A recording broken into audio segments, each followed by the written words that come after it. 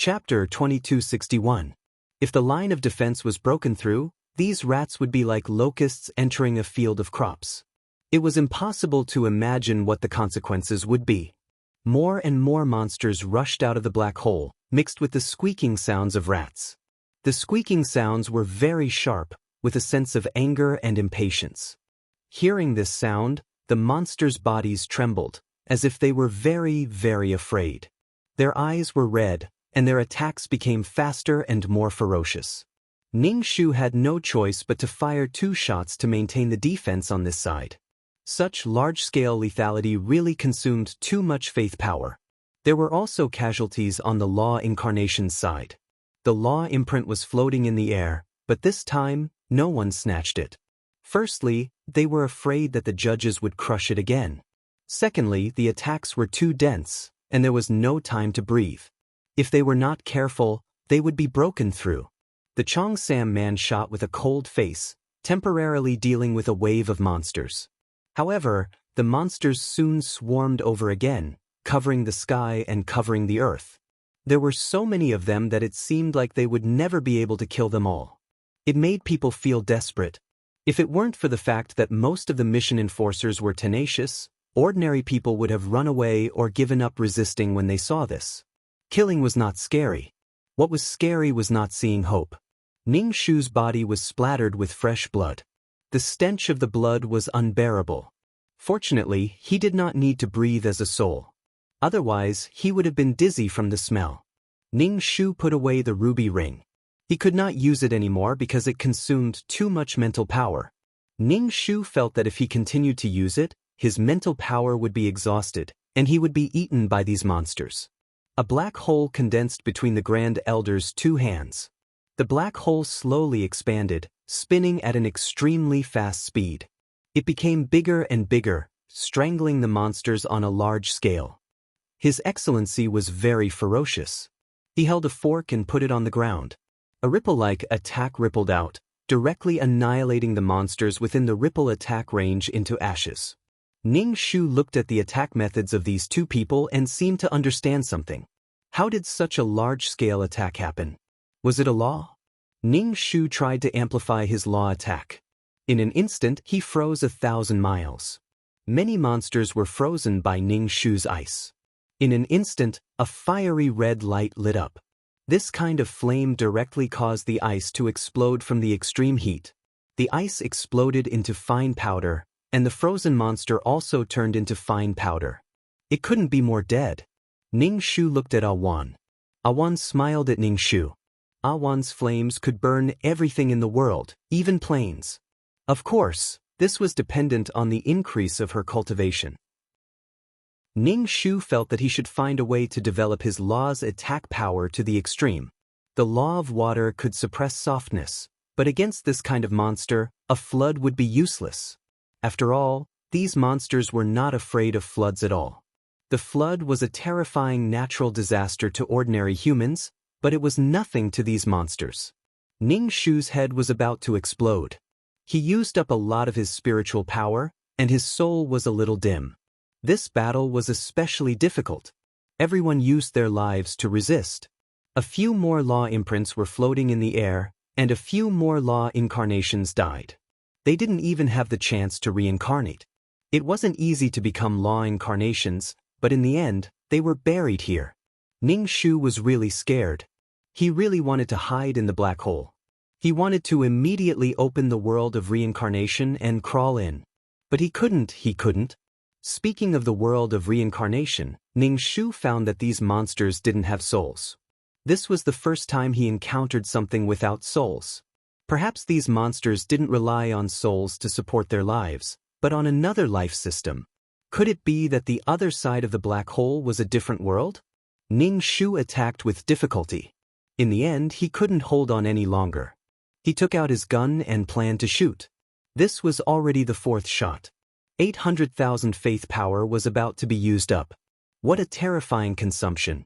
War burned money. No wonder the judge and the silver-haired man could force him to donate. GGG. The sound of rats rang out. Ning Shu thought that the monsters would attack with all their might. He didn't expect it to be a signal to retreat. When Ning Shu saw these monsters crawl into the black hole, he instantly heaved a sigh of relief. Fortunately, he didn't shoot. Otherwise, 200,000 would be gone. Although these monsters had retreated, all the attacks didn't stop. Now, killing one more was one more. These monsters came quickly and left quickly. In a short while, they crawled into the black hole. They couldn't retreat in time and were all eliminated. I survived again. Ning Shu sighed. He didn't know how long he could last. He didn't have much faith power left. It turned out that faith power was used to attack. Its lethality was really high. It was so tiring. The law incarnations looked at the law imprints floating in the air. Now that the battle was over, it was time to divide these law imprints. As for the law imprints that died, the others didn't have time to reminisce. The most important thing now was the law imprints. No one dared to act on their own. The atmosphere was tense. Ning Shu still wanted it, so he directly rolled up a law imprint. Only when Ning Shu made his move did the others react and start fighting over it. Those who didn't snatch it were furious. They looked at the people who snatched the law imprints with fierce eyes. It seemed that after repelling the enemy, an internal battle was about to begin. Ning Shu pinched the imprint and fused it into his body. A sapling-like imprint grew from the web between his thumb and index finger. It was the law of wood. The wood attribute was a very lively attribute. After fusing with the law imprint of the wood attribute, Ning Shu felt his soul become more refreshed. The feeling of fatigue was swept away. The wood attribute seemed to be very excited. Ning Shu's soul had turned into water. The wood attribute needed water, so it lived in harmony. Ning Shu didn't expect to casually snatch a wood attribute world origin. The wood attribute wasn't bad either.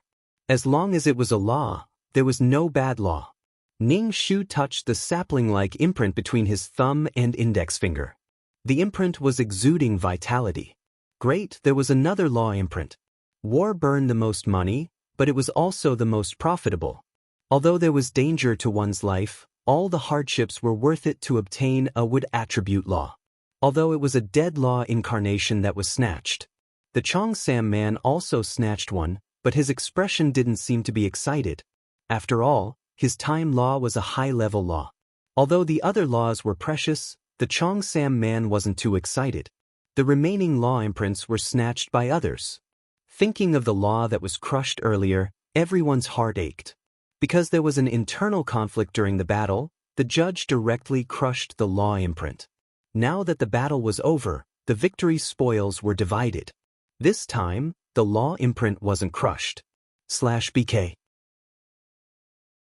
Chapter 2262. It seemed that if something went wrong during the battle, the result would be tragic. Because of the law of wood, Ning Shu had recovered from her previous half-dead state of exhaustion.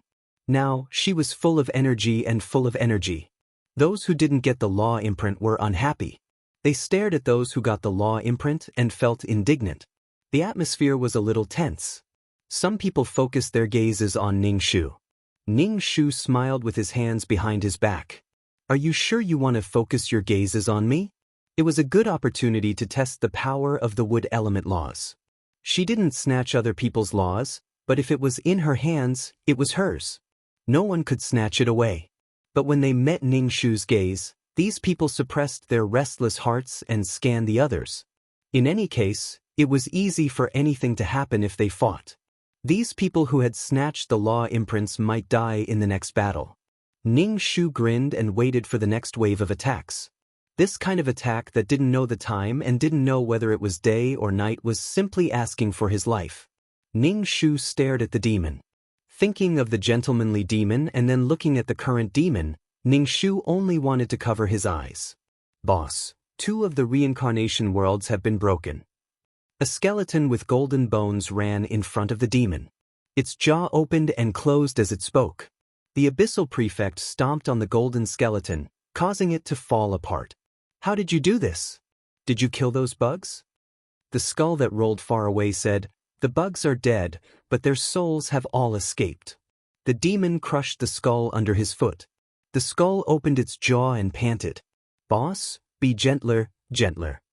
The sound of her panting could be heard in every corner of the room. Abyssal Prefect Qin Yi kicked the bone away. Ning Shu, that they were clearly on the battlefield. Was the demon caressing the bones? What a terrifying hobby. The demon disappeared. He should have gone to deal with the reincarnation worlds that were broken. The golden bones slowly pieced together and chased after the demon. The panting caused the entire scene to be silent. Ning Shu felt that the image of the demon's gentlemanly appearance had collapsed from her mind. The devil knows what's inside that gentleman's skin. When the Abyssal Prefect returned, he was a gentleman in a tuxedo with a bow tie. His skin was frighteningly pale. Ning Shu looked at him with a strong sense of dissonance. I can't get rid of your image as a yaksha in my heart. Even if you look like this, it's useless.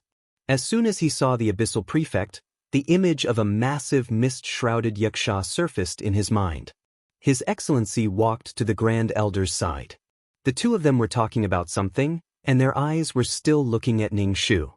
Ning Shu immediately hunched his back like a cowardly dog. Why would he look at her? He was sure that nothing good would come out of it. I'm as quiet as a chicken. Please let me fend for myself. Please don't look at me. It was definitely not a good thing to be scrutinized by a powerful figure. She wasn't a bonehead who could withstand being trampled by an Abyssal Prefect. Presumably, they had said something, and Abyssal Prefect Ning Shu walked over. Ning Shu's hair stood on end as he looked at the pale face of the Abyssal Prefect. Come here. I have something to say to you. The Abyssal Prefect said. Ning Shu revealed an awkward but polite smile. What's the matter? Let's talk in the tent. The Abyssal Prefect turned around and said to Ning Shu, Follow. The surrounding people stared at Ning Shu with a complicated expression. There was also a kind of envy, jealousy, and hatred. Ning Shu only wanted to say, what's there to be envious of? Being associated with such a powerful figure is definitely going to be played to death. Ning Shu followed behind the Abyssal Prefect to the tent at the back. Inside the tent sat the Grand Elder, the silver-haired man, and Fragrant Wind. The silver-haired man said to Fragrant Wind, I've given you the military funds. I'll think of a way to get more. Fragrant Wind, who was wearing a military uniform, nodded. Think of a way to get more. Otherwise, we won't be able to hold on. I've already taken out all my assets. The silver-haired man said helplessly. Fragrant Wind also knew that he was forcing the other party. The silver-haired man glanced at Ning Shu. Without saying anything, he took the book and left. Ning Shu felt that the silver-haired man was so stingy because he was worried about the military expenses. What did the silver-haired man do in the organization? Was he in the logistics department? The Abyssal Prefect sat down. Between his pale fingers were two pure black beads the size of glass beads. He handed them to Ning Shu and said, Take them. What are they? Ning Shu asked. He didn't reach out to take them. Good stuff. The Abyssal Prefect said lightly. Ning Shu didn't believe that the Abyssal Prefect would give him good stuff. The Grand Elder said coldly, Take them. Ning Shu thought, Damn it. You have to let me know what the hell they are. What are they? Ning Shu asked. A bead is the soul of a world of samsara. A world of samsara has been breached. The Abyssal Prefect said. Ning Shu immediately asked, Why are you giving them to me? Why did she need so many souls? Put them in your world of samsara for the time being. The Abyssal Prefect said. Ning Shu's brain was working very fast now. He said, You should know the situation of my world of samsara. It's still in a budding state. What if something happens when you put these souls in my world? And there are billions of worlds of samsara. Why do you want to put them in my world? Ning Shu finally figured out the cause and effect of this matter, as well as the secrets behind it. It was related to her own world, so she couldn't carelessly put it in her own world. The other worlds of samsara are full. They can't bear the weight at all and will collapse. That's why I gave them to you. They don't have to be put in your world of samsara.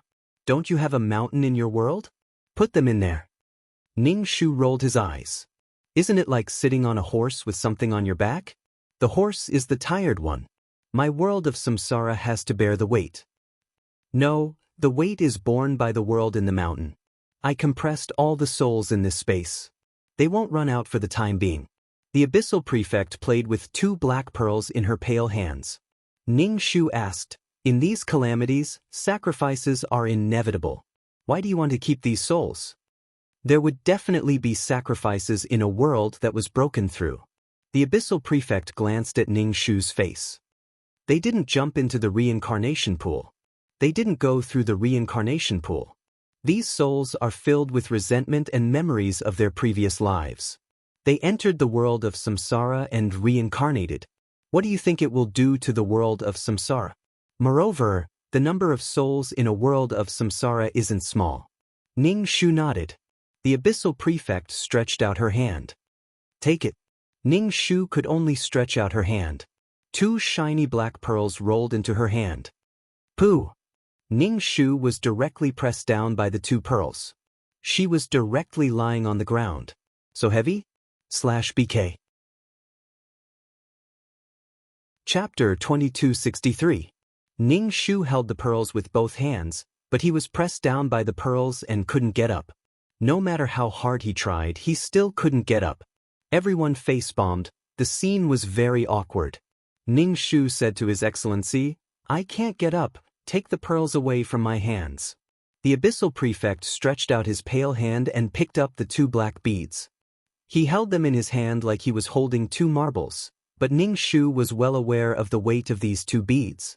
1 bead was equivalent to the weight of an entire samsara world soul. Ning Shu said, "Look, it's not that I don't want to help, it's that I can't even pick up the pearls, I'm helpless. Also, I don't understand, other than my world, there are many other people with worlds, right? Why put this in my world that hasn't fully developed?" Ning Shu was really confused. That's right. Everyone has so many worlds, but no one has constructed a world of reincarnation. Furthermore, each and every one of them has constructed a world of reincarnation. My world is already overloaded, all right? The Abyssal Prefect sighed, looking like a melancholy gentleman. Ning Shu couldn't get rid of the image of a giant yaksha holding a fork out of his mind, causing him to feel awkward looking at His Excellency's gentlemanly appearance. "But my reincarnation world hasn't been built, and it's placed in 9 Palace Mountain. 9 Palace Mountain is a separate world. It can't hold the soul pearls." To be honest, Ning Shu didn't want to put this in his reincarnation world. If something happened to his reincarnation world, he would be the one feeling the heartache. There is a reincarnation world. The peak of your mountain is a reincarnation world, but the reincarnation world is the living world of 9 Palace Mountain. It's a simple reincarnation world. His Excellency said. Ning Shu, "He, why didn't I know that the 9th level was a reincarnation world?" No, she didn't even know what the 2nd level was. "You don't know?" His Excellency asked, but he changed the topic. "Put these 2 pearls inside." Ning Shu's mouth twitched. Will this affect the reincarnation world outside? There's no effect at all. What's the difference between worlds that exist independently? The Abyssal Prefect replied. You've already said everything, so what should I say? It looked like he couldn't escape. Ning Shu thought about it and said, I can release him, but I have a condition. Conditions? The Grand Uncle's eyes glowed with a cold luster. Ning Shu asked back, Can I make a request? You can mention it. The Abyssal Prefect is very rich, so it's not wrong to mention it to him. Fragrant Wind Man said. What do you want? The Abyssal Prefect looked at Ning Shu. You said that you owed me a favor. I want you to return it now. Ning Shu was speechless. That old bastard was too cunning. However, I'll see if there's anything you want. If there is, I can give it to you. The Abyssal Prefect tapped his finger on the table. Give me light and darkness attribute world sources. Ning Shu directly requested. From the looks of it, the military had quite a number of world sources. Using the world's origin to lure the enemy. That can't be done. Change it. Fragrant Wind Man said directly, I won't give you this kind of thing. But Ning Shu asked. Fragrant Wind Man suddenly sneered, Then why should I give it to you? You don't have to help me with this. Do you know how many lives a world source energy can save? In such a situation where resources are scarce, every world source energy is precious. When the time comes to negotiate, These worlds' source energy will be the basic bargaining chip. Fragrant Wind said directly. His military style was very cold. Negotiation gold? Negotiation gold with monsters? World sources are the negotiation gold? What was this? Ning Shu's brain was a little muddled. Of course, if you don't have the world sources, you can give up half of the plane for these bugs to gnaw on. When they're full, these bugs will naturally retreat. You have a world. Why don't you take out your world and give it to those bugs to gnaw on? The silver-haired man looked at Ning Shu coldly. His aura was very strong. Why are you so agitated? She's just a little girl. She doesn't know anything. His Excellency said to Fragrant Wind Man, looking at Ning Shu, who was as quiet as a chicken. He said, I can't give you this kind of thing. It's related to billions of planes and billions of world of reincarnation. Ning Shu looked up indifferently. Don't accuse me. I'm also asking. If you're going to scold me into a sieve, can I still snatch it? How about this? I'll give you flowers. His Excellency said gentlemanly. Ning Shu's mouth twitched. What did she want that for? She needed to absorb soul energy. How could she have so much soul energy to water the flowers? She only wanted the light and darkness world sources. But looking at Fragrant Wind Man's expression, she probably couldn't get it. If she really can't bear it, then you eat it. His Excellency said to His Excellency, in order to not let these souls wreak havoc in the world, you eat it. This war has just begun. You can't expect me to eat every world of reincarnation broken one by one. His Excellency frowned. The gentlemanly aura around him became even stronger. Ning Shu, kneel down to the big boss. Wearing the skin of a gentleman, he wanted to eat the souls of an entire world of reincarnation. How terrifying. Fragrant Wind Man looked at Ning Shu coldly. If you really don't want to help, which of the mission enforcers who didn't fill up their worlds with souls? Then they didn't mention any conditions? In any case, this was a world that she had painstakingly built. If something really happened, she would be the one feeling heartache. TSK, you're really hopeless. Of course there are conditions. Fragrant Wind Man said. Ning Shu was also a little angry. I'm just asking, why are you looking down on me? You speak as if you're so selfless. I've done what I should do. What's wrong with me mentioning it? You won't even let me speak. His attitude was as if she had done something extremely evil. All right, what's the point of arguing? Grand Uncle adjusted his glasses and said to Ning Shu, these souls have all been compressed. The souls inside are all in a state of deep sleep. If they don't sleep, they will take up a lot of space. As for the reward, I'll give it to you in the future. All right. Ning Shu looked at His Excellency. I'm not doing this for any reward. I'm doing this to return your favor. All right, let's go. The two pearls moved back and forth in His Excellency's hand. With one hand holding Ning Shu's collar, he disappeared in a flash. Ning Shu and His Excellency appeared in front of Nine Palace Mountain. His Excellency looked at Nine Palace Mountain. It's not easy for a mountain to form a world. It's not just one world. It's 9 worlds. Nine Palace Mountain was used to train disciples. Disciples entered to train, but once they entered, they basically couldn't come out. His Excellency carried Ning Shu like a chick to the 9th level of Nine Palace Mountain. /BK. Chapter 2265. When Ning Shu heard His Excellency's words, he felt that he was too narrow-minded. Ning Shu didn't want anything to go wrong with his world. If that happened, all his efforts would be in vain. Ning Shu tried to imagine if the world failed. Would she be able to accept it? Fuck, just thinking about it made her heart ache. She felt like she had nothing left to live for. Ning Shu felt that he hadn't reached the realm of letting bygones be bygones. If he wanted to be strong, he wanted to get rid of the situation of being obliterated at any time. His Excellency had hundreds of millions of reincarnation worlds. Even if 1 or 2 of them were damaged, he wouldn't care much. Oh, then I'm leaving. Ning Shu turned around and left. After taking 2 steps, he turned back and said, Can you give me some weapons? They don't cost so much.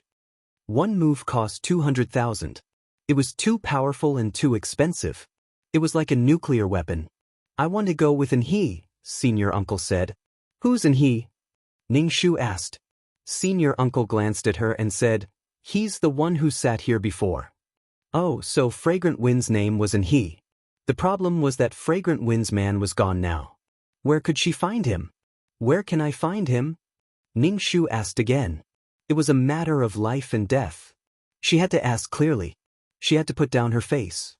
Senior uncle didn't even look at Ning Shu. He said to His Excellency, I'm a little tired. You tell her. His Excellency stood up and buttoned his tuxedo. He said to Ning Shu, you go and guard the battlefield. I'll give you weapons if there are any. Let's go. Ning Shu said, oh. Then he turned around and left. After leaving the tent, he parted ways with His Excellency. Back on the battlefield, Missouri Ming, who was dressed in military uniform, stopped Ning Shu. Ning Shu felt that the golden and purple light on Mo Ming's body were almost blinding her eyes. Get out of my way. You're blinding me. Ning Shu. Mo Ming took out a gun. This gun consumes a little less faith power. You used such a big move before, so it won't consume much faith power. You mission enforcers shouldn't have much faith power, right? No need. I've already gotten the weapon. You can keep it for yourself. So, you know about quest enforcers? Ning Shu asked. Yes, the military knows a lot. Many mission enforcers don't know about the military, but the military knows about mission enforcers. A lot of our merit, faith power, and soul power come from the mission enforcers' contributions. They do missions and we guard billions of planes. Oh, Ning Shu replied. He didn't take Mo Ming's hand. Someone will send me a weapon. Keep it for yourself. Just take it.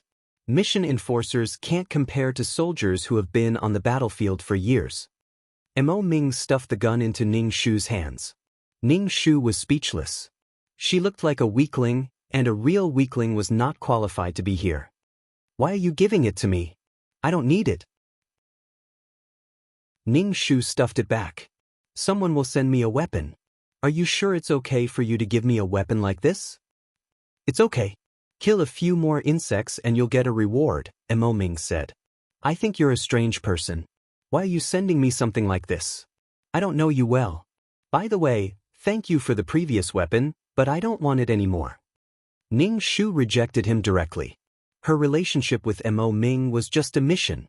Here, everyone had abandoned their past. Mo Ming's actions didn't mean that she would accept it. Okay, then be careful. Mo Ming didn't force Ning Shu. Finally, he said, no matter what, thank you. Why are you thanking me? I don't know you well. Ning Shu said goodbye and returned to the corner where the law incarnation was guarding. The man in the Cheongsam sat down and fanned himself. When he saw Ning Shu return, he fanned himself furiously. Where did you go? Something happened. It's already settled. Is it very hot? You can't even feel the heat. Why are you fanning yourself? Even if he was pretending to be cultured, there should be a limit to it. I fan myself when I'm nervous. You don't understand. The man in the Cheongsam fanned himself and stared at the black hole. Ning Shu sat down and asked, you haven't constructed a world yet? Not yet. The man in the Cheongsam said casually, I'm not interested in ordinary worlds. Ning K, don't waste your time. It's really boring to construct a random world. Are you sure you're not bragging? Ning Shu rolled his eyes and said. The man in the Cheongsam looked at Ning Shu with disdain. Even if you want to construct a world, you have to use a medium like the Tree of World. A medium can only form one world. It's a waste of the world's origin. Ning Shu was speechless. Formless bragging was the deadliest. He was still working hard to construct a world. For example, she and Mei Ziqing had already owed a lot of debt for a world. The man in the Cheongsam despised all kinds of mediums. Was it really so easy to find a medium like the Tree of World? Every leaf of the Tree of World was a world. His ambition was not ordinary.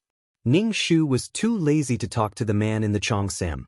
He sat further away and fanned himself, making people feel irritated. Ning Shu touched the mark between his thumb and index finger and began to familiarize himself with the wood elemental law. Water elemental law was wood. The vitality of the wood elemental law was refreshing. Most importantly, It could ensure that he was in his best state at all times. He did not know how the incarnation of the wood elemental law died. He had to live well. If he died, the mark of the law of water and the law of wood on him would be taken advantage of. Ning Shu was now more worried that his power of faith was not enough to last until the end of the war. He did not know if he could collect taxes now. Ning Shu even wanted the merchants in the City of Water to pay taxes in advance. Only when he stood here did he know how important the power of faith and merit were. He actually understood the feelings of the judge and the silver-haired man. It hurt to be stabbed with a knife. With a little more power of faith, he might be able to survive. Perhaps there would be one less plane to be conquered and billions of lives would be saved. Ning Shu sighed in his heart. What was the use of just exploiting the law incarnations? He should exploit the rich merchants more. Moreover, the exchange store should have a lot of merit and power of faith coming in every day. Moreover, the task takers who built the world could get a lot of merit and power of faith without doing anything. Ning Shu found it strange. Before he became the incarnation of the law of water, he lived a tight life. But now that he had a city of taxes, his life was still so tight? Ning Shu said to 2333, "Is it time to collect taxes?" "No, it hasn't been long since taxes were collected," 2333 said. Ning Shu, dead, where was the person who gave him the gun? Who knew when the monsters and insects would start attacking again? If he had known, he would have asked for the weapon before agreeing to give him the bead. Maybe he had already forgotten. Ning Shu, dead, the heavens did not give him a way out. After coming into contact with these big bosses, he realized that they were more shameless and thick-skinned than he thought. Chapter 2266. Ning Shu's palm sprouted tender shoots. The tender shoots grew rapidly and many vines grew. These vines were full of vitality. The Cheongsam man raised his eyebrows. "You got the wood element?" Ning Shu shook his head proudly. The Cheongsam man muttered to himself, "Shit." Ning Shu was familiar with the wood element law. Ripples began to ripple from the black hole. Squeaking sounds rang out, and an overwhelming number of monsters surged over. They were attacking again. Ning Shu's expression turned bitter. They had already started attacking, but the gun had not been delivered to him yet. This time, the attacks were all from huge monsters.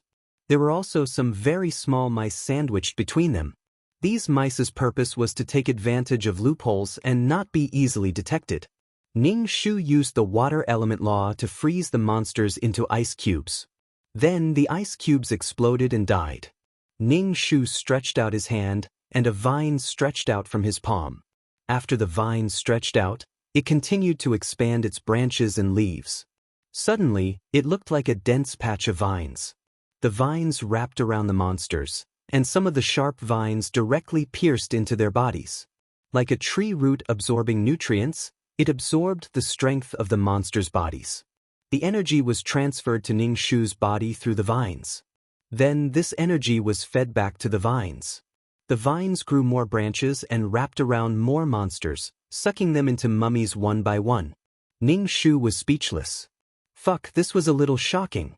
Ning Shu felt that it was because of the water element law's nourishment that the vines could be so vigorous. These two laws complemented each other, and the power that erupted surprised Ning Shu. The monsters that were sucked into mummies and tied up by the vines were smashed into meat paste by Ning Shu's water droplets. They couldn't be more dead. However, some of the vines were directly gnawed by the mice. Although there were losses, they were quickly replenished. In general, they were evenly matched. Even though he had to control the power of two laws, Ning Shu was still full of energy and did not feel tired at all. The healing and growth abilities of the wood attribute were simply too powerful. However, there were simply too many monsters. They were like an unstoppable tide, and it was very difficult to stop them. Even the law incarnations looked exhausted. Although their souls didn't feel tired, their mental states weren't always at their best.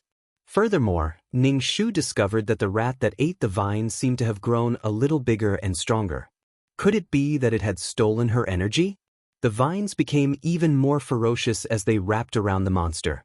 Moreover, it was a huge monster. They pierced into the monster's body and desperately absorbed its energy.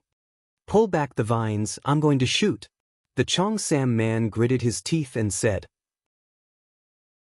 Their corner was about to break through. Ning Shu instantly retracted the vines, and the tender bud in his palm melted into his flesh. The Cheongsam man fired a shot, and 200,000 faith power was gone, but even more monsters and insects died. By the time the effect of the ultimate skill wore off, the monsters had started to swarm over again. The ultimate skill was completely useless. Although it could hold them back for a while, there were still an endless number of monsters. Everyone fought tirelessly. Every battle was like experiencing the cruelest torture in the world. They were also in their soul state. If they were in their physical bodies, they would have died from exhaustion long ago. Even if their souls were overly exhausted, they would become dim. Because of the wood attribute, Ning Shu's condition was slightly better than the others. They hadn't rested for long, and they didn't know when the other party would attack again. Their minds were constantly in a tense state. Ning Shu didn't know about the situation elsewhere, but the law incarnations were very tired. If this continued, she wouldn't be able to hold on. Ning Shu thought about it and decided to fuse the law of wood and the law of water together. A drop of green liquid filled with vitality formed on Ning Shu's fingertip. Ning Shu raised his finger, and the green drop of water flew into the air, scattering into countless tiny droplets that dripped onto the law incarnation's bodies. Everyone felt a cool feeling flow through their souls. Their minds shook as if their exhaustion had been swept away. They no longer felt powerless. Seeing that everyone's faces were much more energetic, Ning Shu heaved a sigh of relief. Now, everyone's fate was tied together. No matter what disagreements they had in the past, they had to be in the same boat now. The Cheongsam man looked at Ning Shu with a complicated expression. In the end he sighed. "Would attribute. Hurry up and shoot." "They're coming," Ning Shu said to the Cheongsam man. The Cheongsam man said, "Why don't you shoot yourself?" "I'm out of money. I'm a nanny. You have to protect me." Ning Shu said, "I'm out of money too." It was said that the war had just begun. She only had a few bullets of faith left. She had to save them for when necessary. The Cheongsam man was speechless. Before the Cheongsam man could shoot, another law incarnation opened fire. The big move was very cool to watch. Everywhere it passed, there wasn't a single hair on the monsters. When the monsters were used again, Ning Shu opened her hand and vines gushed out from her palm. They covered the sky and covered the earth, wrapping around the monsters and absorbing their energy. After absorbing the energy, she stored it. When the team members were tired, she would give them a buff. He developed another skill and mixed it together to create an effect that could speed up the recovery of health. It must be because of the boundless vitality of the wood attribute. Wow, the wood attribute was also so awesome. He wondered what kind of effects the other laws would have. In order to save the power of faith, Ning Shu simply played with these two laws. If he could use the laws to kill enemies, he wouldn't use the power of faith.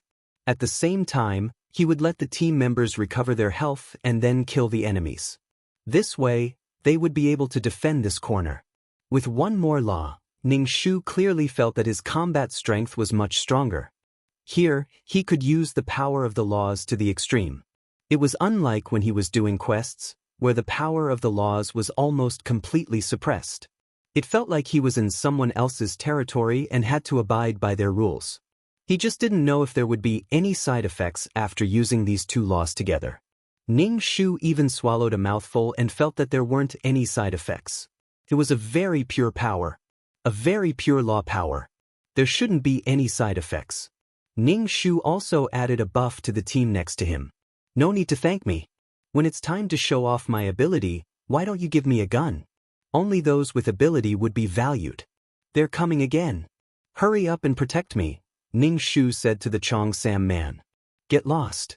It's not like you don't have a gun." The Cheongsam man gritted his teeth. "Have some shame. It's not like you don't have any combat strength. Why are you pretending to be weak?" "I'm a healer," Ning Shu said. The Cheongsam man, "Fuck you."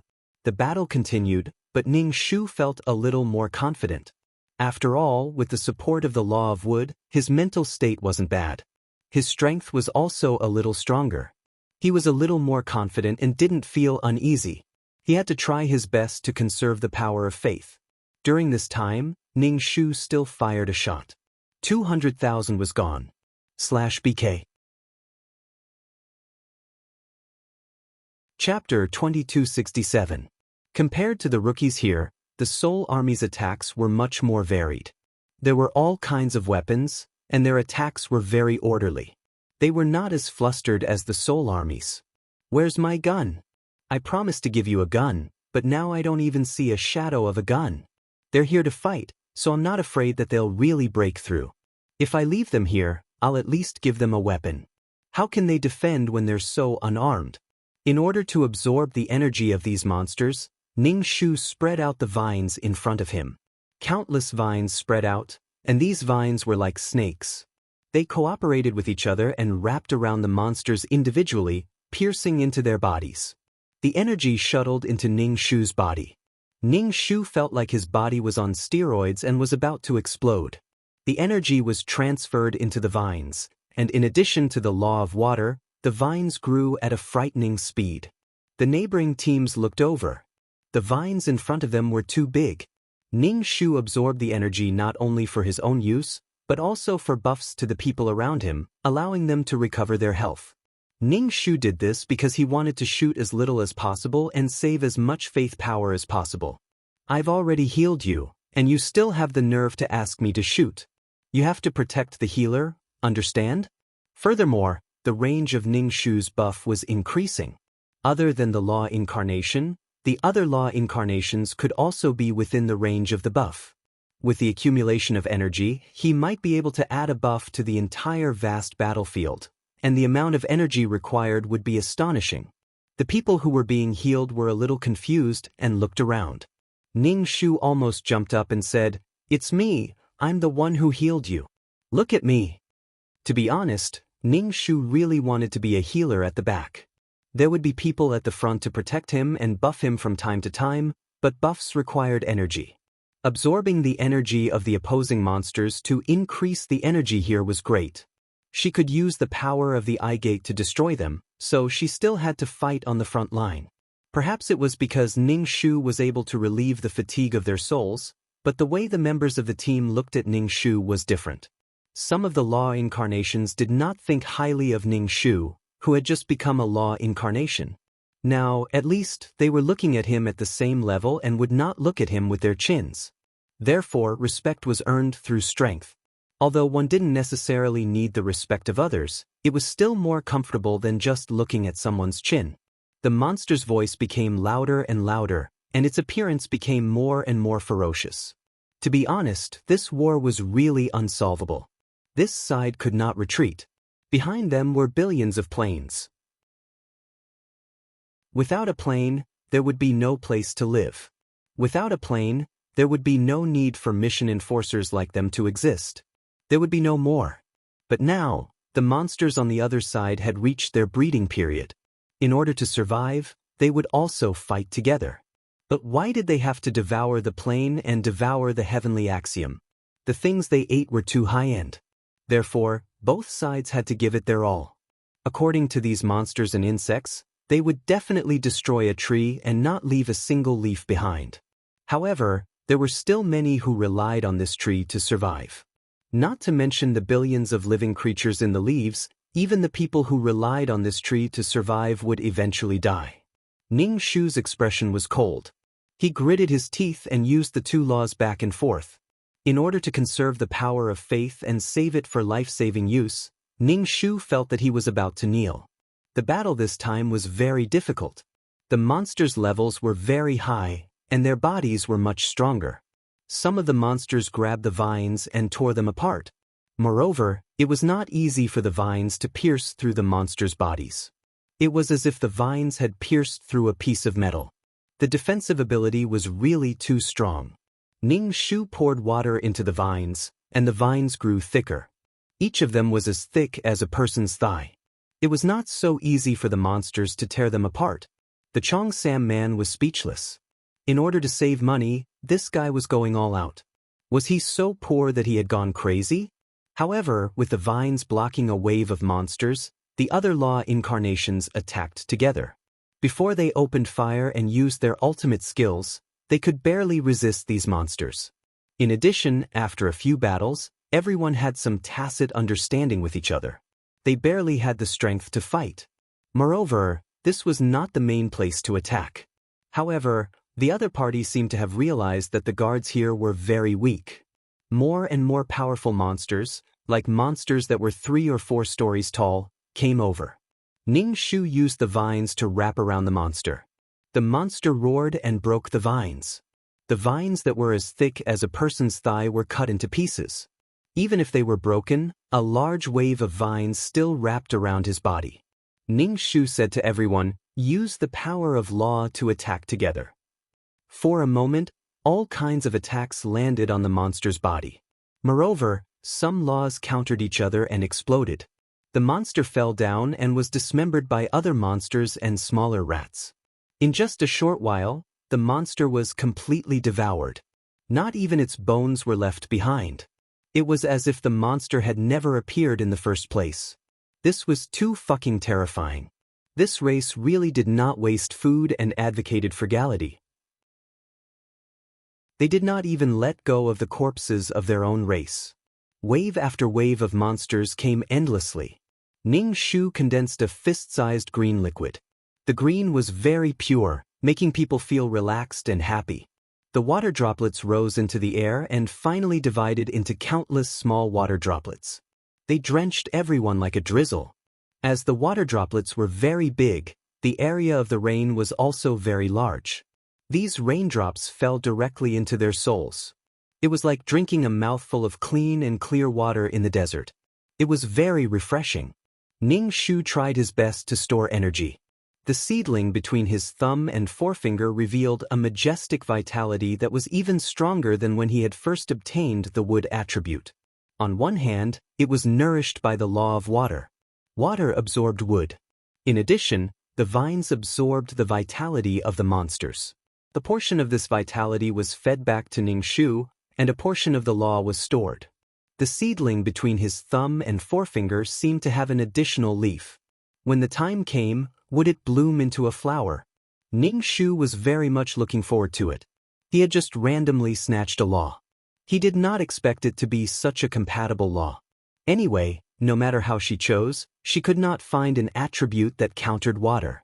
After all, the fire attribute was in Ah Wan's hands. Speaking of which, her 2 attributes countered Ah Wan. Fire countered wood, while water countered fire. If water was strong enough, it could extinguish the fire. On the other hand, fire could burn water dry. Squeak, squeak. The sound of a rat was heard. It was not loud, but this sound could be heard on the vast battlefield. It sounded like a rat, but at the same time, it was not. Ning Shu was alert. Generally speaking, this sound was either an attack or a retreat. Chapter 2268. Ning Shu hoped that this was a signal to retreat. After all, they had been fighting for a long time. In any case, Ning Shu couldn't remember. Just the healing alone, Ning Shu remembered that he had done it several times. Every time, the water droplets were the size of a fist and contained boundless vitality. Even if he was in a soul state, he still needed vitality to support his soul. His soul also needed vitality, and his soul would be consumed. Fortunately, they were retreating this time. The monsters surged forward like a tide. Before Ning Shu could rejoice, he suddenly felt himself being enveloped by a hurricane. He was directly swept out of the team and flew towards the monsters. Ning Shu! What are you doing? The man in the Cheongsam looked fiercely at the person who used the law of wind. The man with the law of wind was a long-haired man. He said guiltily and rudely, "Don't you want her law of water and law of wood?" Lunatic. The man in the Cheongsam attacked and turned back time. The sudden situation here attracted many people's attention. Food suddenly appeared when they were retreating. These monsters didn't have enough intelligence to think about why the food appeared. They swarmed forward to eat Ning Shu. Ning Shu sneered in his heart. Many vines surged out from his body. These vines lifted Ning Shu high up and threw him back to the team. A mouse bit on Ning Shu's body, but it couldn't bite it. It wasn't that it couldn't bite, but that Ning Shu's soul had already turned into water. How could water bite? Ning Shu directly crushed the mouse to death.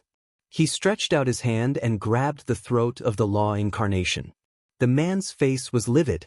He used the Law of Wind to sweep Ning Shu away. Ning Shu passed through the tornado and flew towards him with water all over his body. He grabbed his neck. "You want to kill me? You have to see if you have the ability." Ning Shu extended a vine from between his thumb and index finger and pierced directly into the man's soul. The man immediately wailed, and his painful voice echoed throughout the battlefield. Ning Shu's face was still cold. The Cheongsam man wanted to say something, but he didn't. "Aren't your laws also stolen? Why can't I steal yours?" The man said in a panic. "Of course you can, but only if you can kill me. If you can't, you'll be the one to die." Ning Shu sneered. The vines directly absorbed this person's soul force and vitality. He died, and the laws in his body floated out. Just as Ning Shu was about to grab the law imprint, the imprint floated away and into Grand Elder's hand. The Grand Elder sneered. His golden glasses glowed with a cold luster. "If a person can feed all the bugs, I don't mind feeding him to the bugs. Now that we have to fight for something, we have to push people to feed the bugs."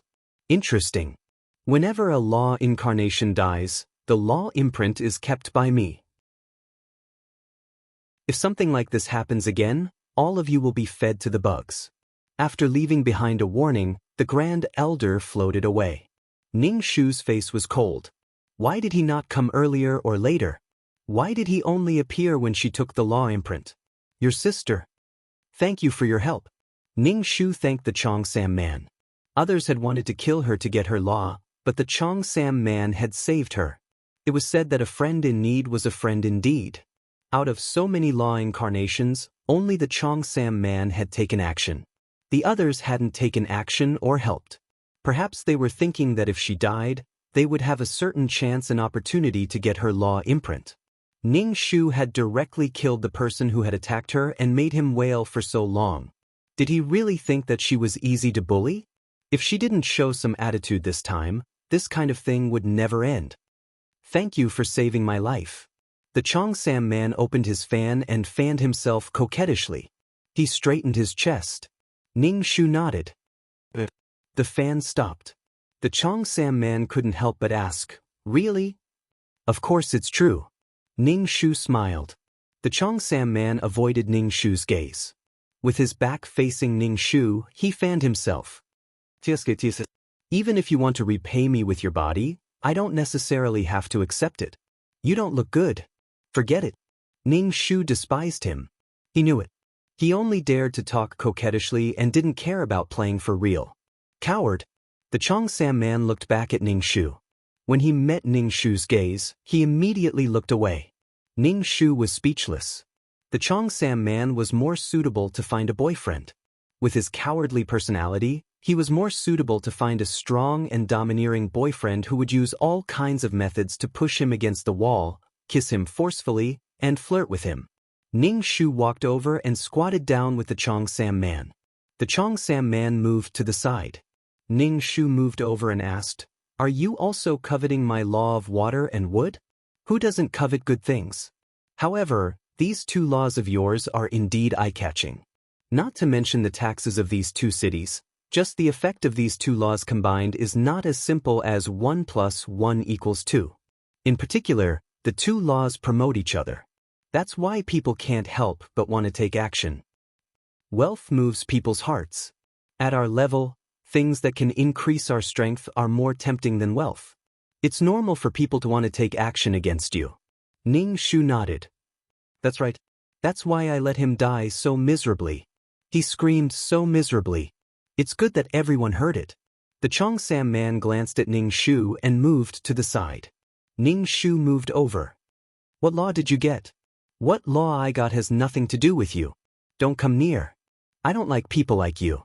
I won't ask you to give yourself to me. Just give up," the Cheongsam man said. Ning Shu was speechless. Ning Shu looked at him as if he was looking at an idiot. He deserved to be alone for life.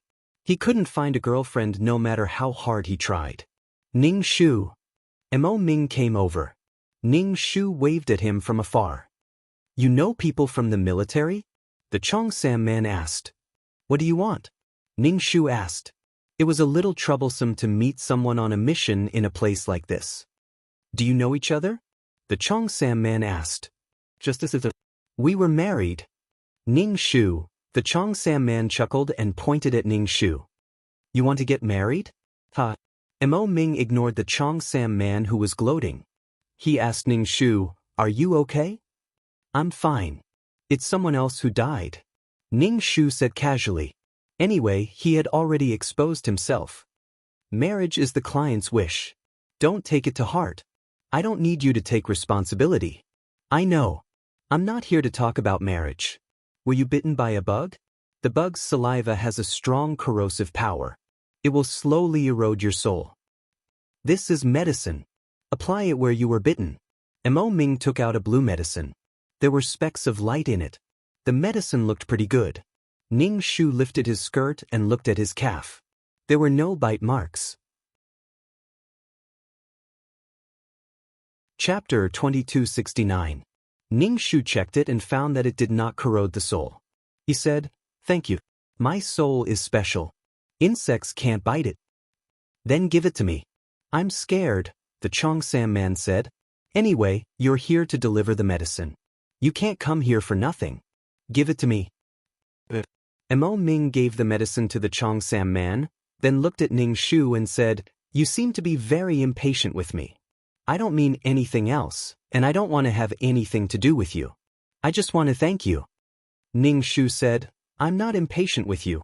The past is gone. Mo Ming laughed. I don't think about the past, and there's nothing I can't let go of. But you seem to care about the past. Don't worry about it. I won't talk about marriage. Ning Shu, you are not the Mo Ming you used to be. Art, thank you. Have a safe trip.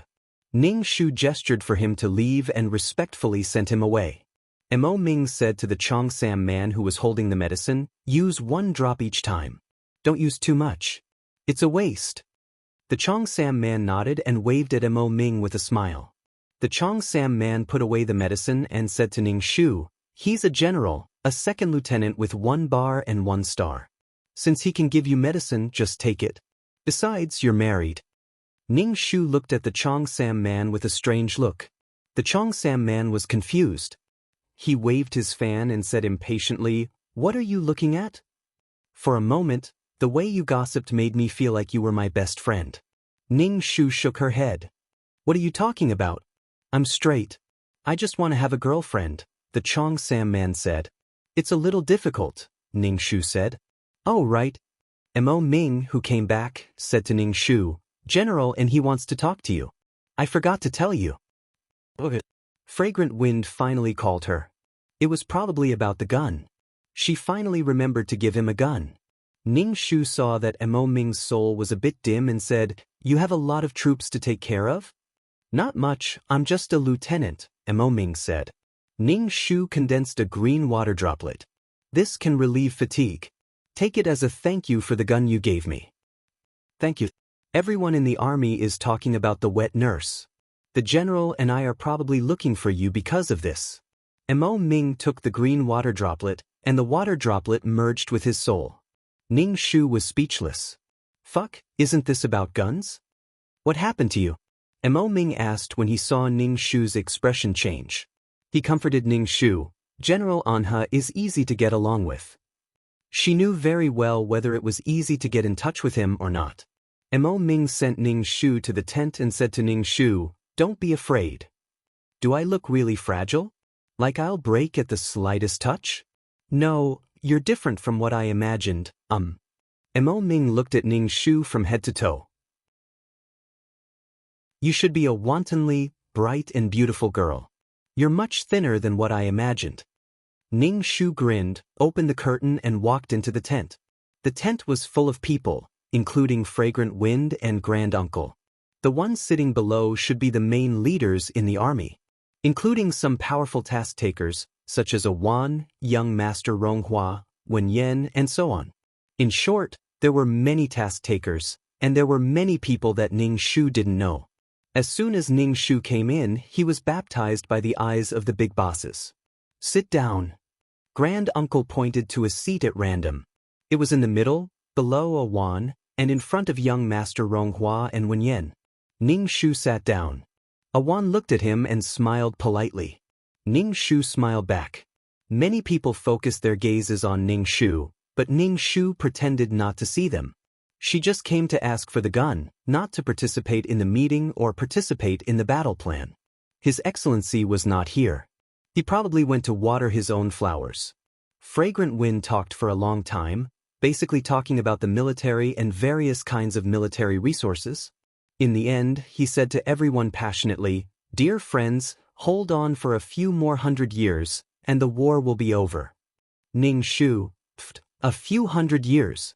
But seeing that everyone's expression was normal, Ning Shu swallowed the old blood in his throat. That means this war is not over. No matter how much merit and power of faith I have, it won't be enough to burn. Ning Shu couldn't help but ask a Wan, who was next to him, how often does this war happen? Since they wanted to reproduce, those monsters must have a cycle of estrus.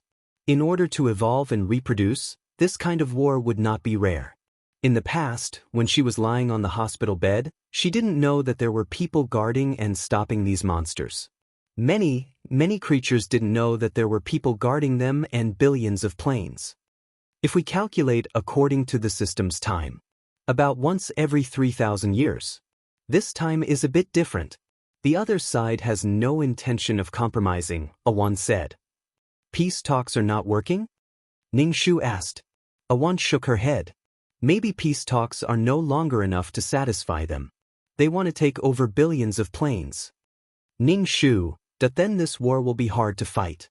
Ning Shu was so dispirited. He couldn't guarantee that he could survive this war. He was really depressed. Ning Shu thought it would be over soon. But hundreds of years, how many monsters were there? How many monsters were there? It was enough for people to kill for hundreds of years. Even if Ning Shu came to this battlefield, he didn't know how many monsters and insects he had killed. What a headache. After Fragrant Wind's mobilization meeting and various arrangements were made, the Grand Uncle pushed up his glasses and said to Ning Shu, "How big can the range of the sowing be?" Ning Shu knew that the Grand Uncle was talking about the HP buff. He said directly, "I don't know." "Then go out and sprinkle it. Come back and tell me," the Grand Uncle said. Ning Shu went out of the tent under everyone's gaze and condensed an emerald green water droplet the size of a wash basin. The water droplet flew over the army. Finally, the raindrops fell from the sky. The souls in a large area were touched by the raindrops. Their souls seemed to have been cleansed. It was very comfortable. Ning Shu estimated that the bigger the water droplet, the larger the range it covered. The range should not be small. However, to cover the vast and boundless war, it would take several attempts before it could be completed. After leaving the army, Ning Shu saw a densely packed skeleton army. They were all golden bones, holding rusty swords in their hands. Could they be the subordinates of His Excellency? To be honest, Ning Shu always felt that His Excellency's aesthetic was different from that of ordinary people. However, he couldn't make things too difficult for him. After all, non-humans had weird aesthetics. Chapter 2270. This time, the interval between the attacks was longer, but it gave people a very bad feeling. It was like the calm before the storm. The atmosphere became more and more stagnant. Everyone's expression became solemn. It was very depressing. This time, Lord Taishu and Fragrant Wind appeared at the same time. They floated in the air and stared at the black hole. The surface of the black hole was rippling. Some strange sound came from inside. It was like the roar of a beast, but it also had a gloomy feeling. The things inside must be very terrifying. Under everyone's gaze, there were monsters more than 10 meters tall. They were like the Hulk. There were strange bulging muscles all over their bodies. They had no eyes or facial features at all. There was only a big mouth. When the big mouth opened, There were sharp saw-like teeth inside. And it was endless. There were many monsters coming out of the black hole. This batch of monsters was even more terrifying. Fragrant Wind ordered to attack. For a time, all kinds of attacks were launched. Ning Shu wanted to test out her new gun. She aimed the gun at a huge monster and fired a shot. A pale white light shot out and hit the monster's body, directly annihilating it. One shot could only kill one monster. It only cost 1,000 points of faith. Compared to 200,000 points, 1,000 points was so cheap. Ning Shu stretched out her vines. The vines wrapped around the monster and absorbed the energy in the monster's body. However, these monsters' defense was very strong. The vines couldn't pierce through. She had no choice but to keep stabbing. Ning Shu kept transferring energy to the vines. These vines slowly turned from light green to black, shining with a faint metallic luster. It was obvious that the vines had become harder and more resilient. This time, the vines could pierce into the monster's body more easily. Ning Shu quickly absorbed the energy. She still had a mission, which was to heal the people on her side, except for those who liked to pant. Fortunately, those bones didn't need milk. Otherwise, the workload would increase several times. If a monster came too close, Ning Shu would shoot. It was worth it to use 1,000 points of faith to destroy a huge monster. This time, the huge monsters were overwhelming. It was just that they looked too scary. These evolutions had no concept of beauty.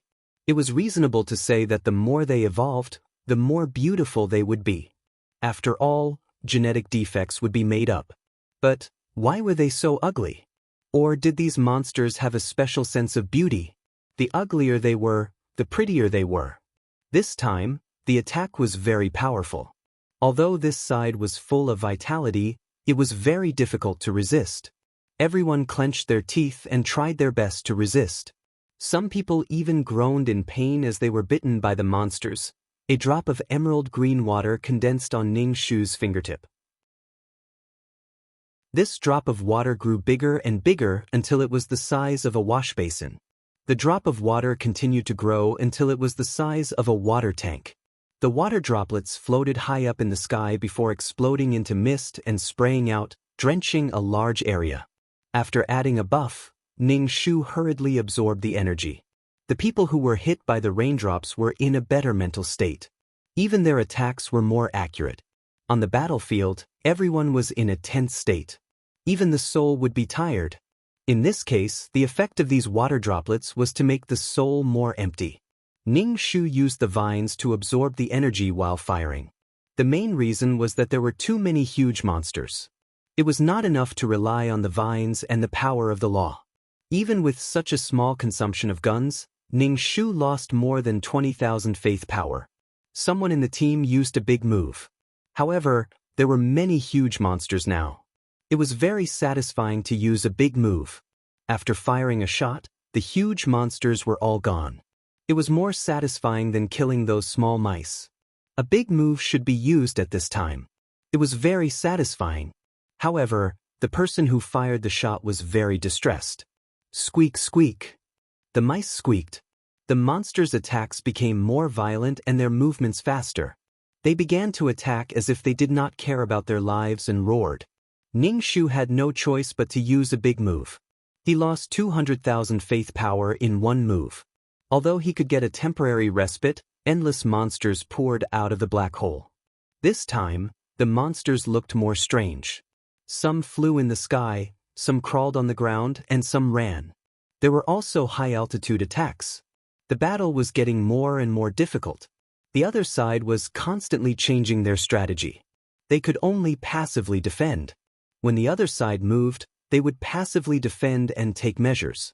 She was so angry that she directly went through the black hole and used a big move on the other side. Then she immediately retreated. It was too stupid to be beaten like this. However, this was not something that a newcomer like her could say. After all, she had guarded the realm for so many years. She should be very familiar with the other side. If they chose to be passive, they must have a plan. Perhaps they had entered the black hole before. Damn, there were too many monsters. They were as dense as buildings. Ning Shu felt that his trypophobia was almost cured. After all, he would become numb after seeing too much. There were monsters in the sky that wanted to fly over. Ning Shu floated up and blocked the monsters in midair. He released vines that covered the sky and pierced into the monsters' bodies. In addition to using the wood precept, he also used the water precept. The two precepts strengthened each other. In addition, he had guns. Together with the other precepts in the sky, it was very difficult to resist these monsters. Floating in midair, Ning Shu glanced at the Soul Army and found that their movements were exactly the same. They were very orderly. Their movements were like robots. Everyone was very calm. If the person in front fell, the person behind would be expressionless as if nothing had happened and would replace him. Ning Shu could not describe his feelings. He only felt that it was very complicated. When he thought that his life was very sad, there were people who risked their lives to protect him. This included the people in the realm who thought that they were living in the abyss of suffering. They were very sad, as if all the misfortune in the world had gathered in one person. However, they were still protected. Ning Shu shot and killed the monster that had wings and was breathing fire. This kind of battle continued until now. Ning Shu felt that his soul was about to explode from the energy. A water droplet condensed. The water droplet grew bigger and bigger. It was filled with pure vitality. The water droplet that was the size of a desk exploded, forming a mist that was full of vitality. The mist was like a drizzle that drenched everyone. After adding a UFF, Ning Shu felt that the energy in his body was not so full. To be honest, he was about to explode from the energy. This was a fucking joke. Chapter 2271. The biggest characteristic of the wood attribute was its ability to absorb energy. Trees could take root in the ground and absorb the power of the earth, turning it into their own power to strengthen themselves. Earth, shouldn't he create an Earth-type law? Forget it. What if the law of Earth didn't recognize her? The law imprint had a temper too. If it didn't recognize her, even if she got the law imprint, it would be useless. If it was a law that countered, then it was even more impossible to get it. Of course, the premise was that there had to be a law before considering whether the law recognized her or not. Otherwise, with Judge Taishu's ability, he could get a lot of law imprints. Wouldn't he just use all the laws on himself? Of course, it didn't exclude the possibility that he looked down on these laws. Also, the law of destruction was enough to destroy other coexisting laws. Damn it, with me here, these flirtatious bitches still want to snatch places from me. He just didn't know what kind of law Fragrant Wind comprehended. He probably walked the path of violence. After all, he had to protect billions of planes. Was he supposed to comprehend some kind of law that was as gentle as water? In front of protecting the country, there was only killing. As for His Excellency, he didn't know what kind of path he took. After all, the power system of the world of reincarnation was different from the world of living beings. Ning Shu thought about the law of Earth, but it was just a thought. He didn't want to get it at all. Moreover, the law incarnation of the law of Earth was still alive. Was he going to snatch it? What if he was killed instead? Just like the wind law attribute from before, he would end up dead and his Tao would vanish. If there was an internal conflict, he would probably die a rather rhythmic death. Ning Shu didn't want to provoke the tiger's whiskers at such a crucial time. He would definitely kill without mercy. Billions of planes were about to be lost, and he still had to talk to you nicely and give you ideological education? The overwhelming number of monsters made Ning Shu's heart drop. This level would continue for a few hundred years. Damn it, how many species did the other party have? Their reproduction ability was simply heaven-defying. There were so many monsters. Why did they have to come and gnaw on the plane? They could just gnaw on each other and then give birth to a large nest. When the time came for them to reproduce, they could then gnaw on their own kind. The weak ones would be devoured and the species would be optimized. Of all things to eat, they just had to treat planes as food. Each one was stronger than the other. When will it end? Ning Shu felt that he had been fighting desperately for a long time. Even he was a little tired, let alone the others. Ning Shu added a HP recovery skill so that everyone's condition would be better. Actually, most of them were blocked by powerful generals, mission enforcers, and abyssal prefects. Some of them were blocked, while others were blocked by the troops stationed behind. These monsters were like a tide. Even if one wave was blocked, there would be another. If one were to cut the water with a knife, the water would continue to flow. Everyone was putting their lives on the line. He did not know what kind of existence was hiding on the other side of the black hole, nor did he know what kind of monster was commanding it. Ning Shu looked very tired because the winged monster had not only evolved wings, but it had also evolved various attacks, such as spitting magma. This type of magma was not ordinary magma with a very high temperature. Instead, it was mixed with saliva. The saliva of these monsters could corrode one's soul. If it was serious, one would be corroded on the spot. If one's soul was strong enough, it wouldn't be corroded on the spot. However, it would slowly corrode away. In short, one couldn't escape death. He felt that these evolutions were all aimed at the soul army. It seemed that they all understood each other. As for using people with bodies to guard, it was needless to say. It was easier to get tired than being in a soul state. Moreover, they would die after 100 years. Their bodies were all weak. If they were hit by such magma, they would be directly vaporized. Therefore, the guardian plane had to be a soul spirit. This was something that couldn't be helped. However, the attacks that the other party had evolved against soul spirits were very harmful to the soul. Perhaps Ning Shu's vines were too hateful, or perhaps they could see that Ning Shu was a healer. Many monsters swarmed toward Ning Shu. "Oh my God, hurry up and protect me. I'm a healer." Ning Shu suddenly shouted. The Cheongsam man rolled his eyes. "Why don't you shoot?" "I don't want to shoot. That's why I asked you to protect me, the healer." Ning Shu took out her gun. Speaking of which, there were a lot of monsters on her side. They were either spraying water or fire at her, or spitting saliva at her. It was especially smelly. Ning Shu felt that she had attracted a lot of monsters and a lot of hatred. However, these people just didn't want to protect her, the healer. "Hurry up and protect me. I'm a healer." Ning Shu took out her gun and prepared to use a big move. A big move cost 200,000 points of faith. Even though Ning Shu's heart was numb, she still felt very painful. "Don't ask why my eyes are always filled with tears. That's because I'm crying." Ning Shu pulled the trigger and fired a shot. The moment the monsters that were rushing towards her came into contact with the ball of light, they roared in pain and vanished into thin air. Ning Shu heaved a sigh of relief. She didn't dare to calculate how many bullets of faith she had left. She didn't know if she could survive this attack. More than 2 million points of merit were gone in a flash. Fortunately, there was still some merit left. Otherwise, she didn't know if she could survive. Why couldn't those big bosses give her some points of faith? They wanted people to fight, but they wanted people to fight barehanded.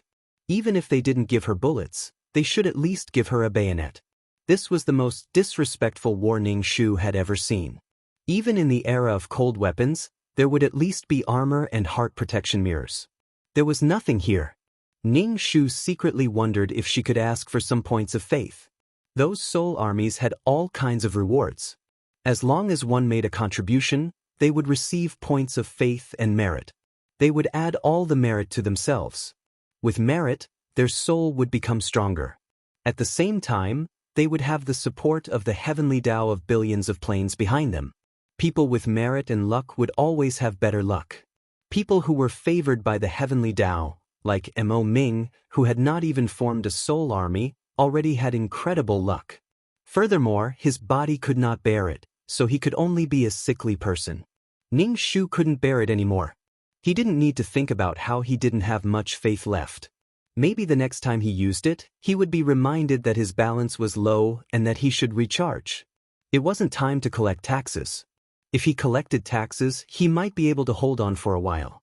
But now he really couldn't hold on. Ning Shu looked at the tide of monsters and felt unwell. There was no end to it, and it made her feel irritated. She wanted to destroy the nest of these rats. If this continued, even her soul wouldn't be able to withstand it. Chapter 2273. Destined to be alone forever. Ning Shu looked at the Cheongsam man with pity and went to the tent to find Fragrant Wind Man. The first time Ning Shu saw Fragrant Wind Man, it was in a world that was about to be broken. He was wearing a flowery shirt and had wax on his hair. He smelled good. At that time, he gave her the impression that he was a task-taker. She never thought that he would be a soldier. She guessed that the smell of blood or the aura of slaughter on his body was too strong, so he used a pungent fragrance to cover it up. Ning Shu stood outside the tent, hesitating whether to go in or not. Fragrant Wind Man had a bad temper, so he might be spat on if he went in. Go in.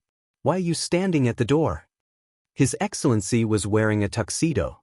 His face was pale, and he was playing with a black flower in his hand. The blue veins on the back of his slender and pale fingers were very obvious. After looking at it for a long time, it felt like mountains and rivers. Those veins were like flowing rivers, meandering. Ning Shu shook his head and came to his senses. His Excellency saw Ning Shu staring at his hand. Do you like this flower? Are the flowers in the world of samsara only black? Ning Shu asked. His Excellency always held a black flower in his hand, and there was even a small black flower in the pocket of his suit. Of course. If there are too many colors, how can those souls be willing to leave? If there are everything in hell, those colorful living worlds will not be attractive to souls. Immortality? His Excellency put Fodder in Ning Shu's ear and looked around. Then he shook his head and entered the tent without saying anything. Ning Shu wiped the flower in his ear and took it down to smell. It was not the same flower as before. He felt like crying and sad when he smelled it. He thought it was a flower that could make people happy. Wasn't it a flower with 7 emotions and 6 desires? Ning Shu followed him into the tent. Inside the tent, Senior Uncle, Fragrant Wind Man and the silver-haired man were talking. His Excellency found a seat and sat down. Fragrant Wind lifted his eyelids and glanced at Ning Shu. What do you want? What? She looked like a troublemaker? Please, she had never caused any trouble. Ning Shu pondered for a moment before asking, can we enter the other world through the black hole? Sure, but be prepared to be devoured by endless monsters. Fragrant Wind didn't apply any wax on his hair, so it hung down and covered his eyes. He looked at Ning Shu through the gaps in his hair, giving off a sinister and terrifying feeling. He was different from the Fragrant Wind guy from before. Ning Shu nodded. Now that the opening was done, it was time to get down to business. He asked, do I have any military contributions? Can I be rewarded with some faith power? Fragrant Wind just glanced at Ning Shu. Don't you have taxes? But I've used it all up. I've used up all my taxes. Ning Shu said. Did these people think that her taxes were inexhaustible? Fragrant Wind Man said, you are not a registered soldier, so your military contributions are not recorded, so you can't give it to me, right? Ning Shu asked. Yes. Ning Shu was speechless. Damn it, Ning Shu cursed in his heart. What kind of dark organization is this? At least give me something to save my life. At this time, all of them turned into stingy silver-haired men. Every penny was deducted. What was the use of saving money? If there were no more lives, what was the use of saving things? It was estimated that this huge soul army required a lot of equipment, a lot of faith power, and a lot of merit. Everything had to be used by the army, so the non-staff members couldn't consider it for the time being. Ning Shu felt tired and said, these monsters are always chasing me. How can I not have any faith power to defend myself? I'm a nanny. You have to protect me.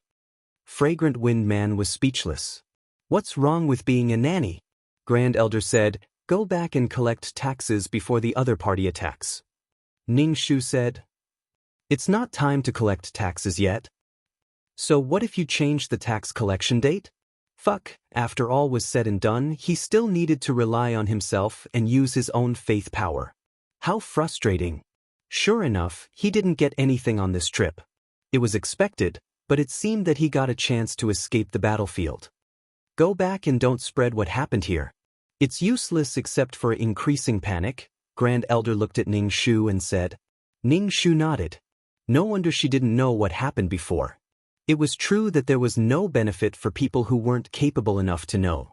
They couldn't even do what they were supposed to do. Ning Shu went out of the tent and said to 2333, "Let's go back." However, she should be back soon. After all, she wanted to add buffs on the battlefield.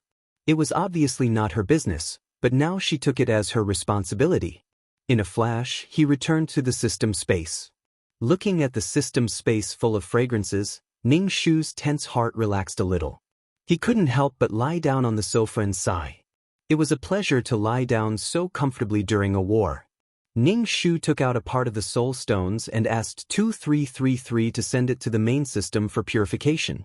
Then he transferred the soul power sent by the main system to the world of samsara. She felt as if she had sneaked home to feed her child while she was at work. Life was such a bitter one. Originally, she wanted to continue to develop the 9-Palace Mountain, but she was dragged to the battlefield. Now she had to go and collect taxes. After all, collecting taxes in advance messed up the rules of collecting taxes. However, she could collect taxes whenever she wanted. Ning Shu appeared in Water City and repaired the city's enchantment while he was at it. Then she began to collect taxes one by one. Although the taxes were collected in advance, the results surprised Ning Shu. Because the price of goods had tripled, Ning Shu's taxes had also risen. He had collected nearly 5 million faith power and 2 million merit points. However, these were the results of soaring prices. Because the taxes were collected in advance, these merchants were very dissatisfied. Ning Shu was too lazy to talk to these people. She just stretched out her hand to ask for money. There were more important things to do, so there was no need to waste her breath on unimportant things. Besides, these people didn't know about the battlefield. It didn't matter if you understood or not, just obediently pay the taxes. In addition to the City of Water, Ning Shu planned to go to the City of Wood to take a look. Maybe the taxes in the City of Wood would be the same as the City of Water. Then she would be rich. Although the structure of each City of Law was the same, Ning Shu was still a little worried about going to the City of Wood. She might encounter the same thing that happened before. Taking advantage of her weak eyesight, changing the city lord would be a big earthquake for the merchants of the city. /BK.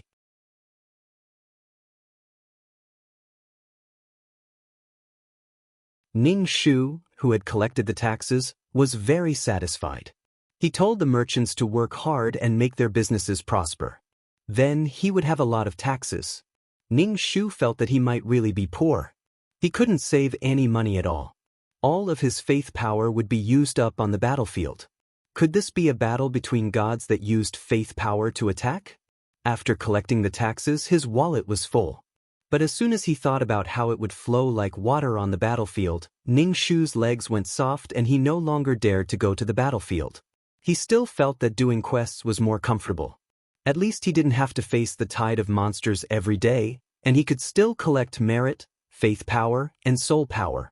On the battlefield, forget about rewards, he might even lose his underwear on the battlefield. Ning Shu really wanted to say that he couldn't do any more quests. He didn't want to know what happened at all. Ning Shu packed a lot of spirit liquids and sent them to 9-Palace Mountain for the second young master to exchange. He also took back the soul stones that the second young master had exchanged for and sent them to the main system to be purified. The soul stones that the second young master exchanged for were far inferior to the ones that Ning Shu dug up in the mines, but the more the better. Right now, she was lacking resources. She might seem rich, but her income and expenditure weren't equal at all.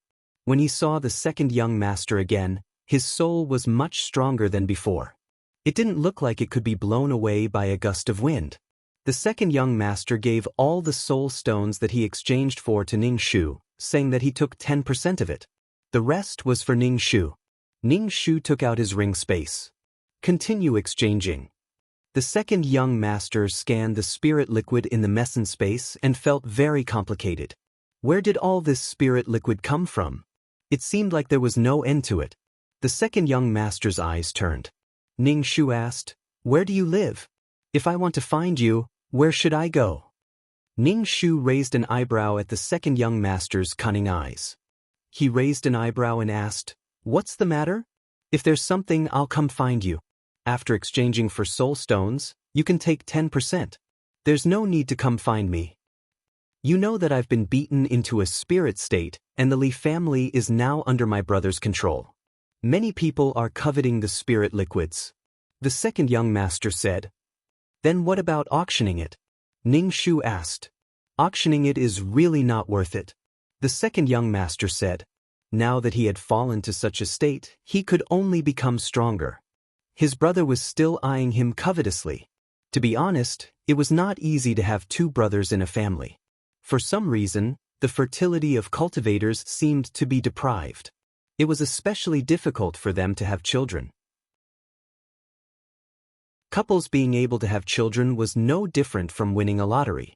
In this generation, it was very difficult to have two children. In the end, the two of them killed each other. A mountain could not accommodate two tigers. This made the elders of the Li family very worried. Although Pai Lupi was talented, he was not as good as the first young master in managing relationships. He did not have the characteristics of a leader. However, he was talented and had his own advantages. In a world where the strong were respected, strength was very important. Everything depended on strength. Pai Lupi's talent was like a fishbone in the throat to the first young master. He had to get it out. Ning Shu asked, Then what do you want to do? I have to make a show of strength. There are already many people watching me. It doesn't matter if I die, but your spirit liquids will be snatched away. The second young master said. How could it not matter? It was a big matter. He did not want to die. Pai Lupi now regretted provoking such a woman. He exchanged all the soul stones he had. Pai Lupi never thought that he would become a spirit state. The soul stones given by those families were useless to him. So, he directly exchanged the soul stones that took up space and robbed this little girl. He never thought that he would actually catch a thorn. His hands were full of blood and he was repeatedly extorted. He had to exchange the spirit liquids he had exchanged for soul stones again. What was the point of this? /BK. Chapter 2275. Pai Lupi simply wanted to explode on the spot. Fuck, there was something even worse than this. Also, there must be a reason why he asked this little girl where she lived. If he knew where this stinky girl lived, he would run to her place if there was any danger. If anything happened, he would just let this stinky girl stay in front of him. He was just an errand boy. Moreover, after a period of transition, Pai Lupi had completely accepted his situation. He couldn't return to the Li family for the time being. After all, he was now a soul, and all of his talents had disappeared. There was no talent to speak of in a soul state. All of his strength had to be filled with soul stones. Therefore, Pai Lupi wanted to rely on Ning Shu's prestige to give himself a chance to breathe. If someone provoked him in the future, he could directly lead them to this little girl. Wouldn't that be a good way to establish his prestige? Ning Shu glanced at Pai Lupi. His soul was still dim. He was absorbing soul stones that hadn't been purified. The more soul stones he absorbed, the stronger he would become.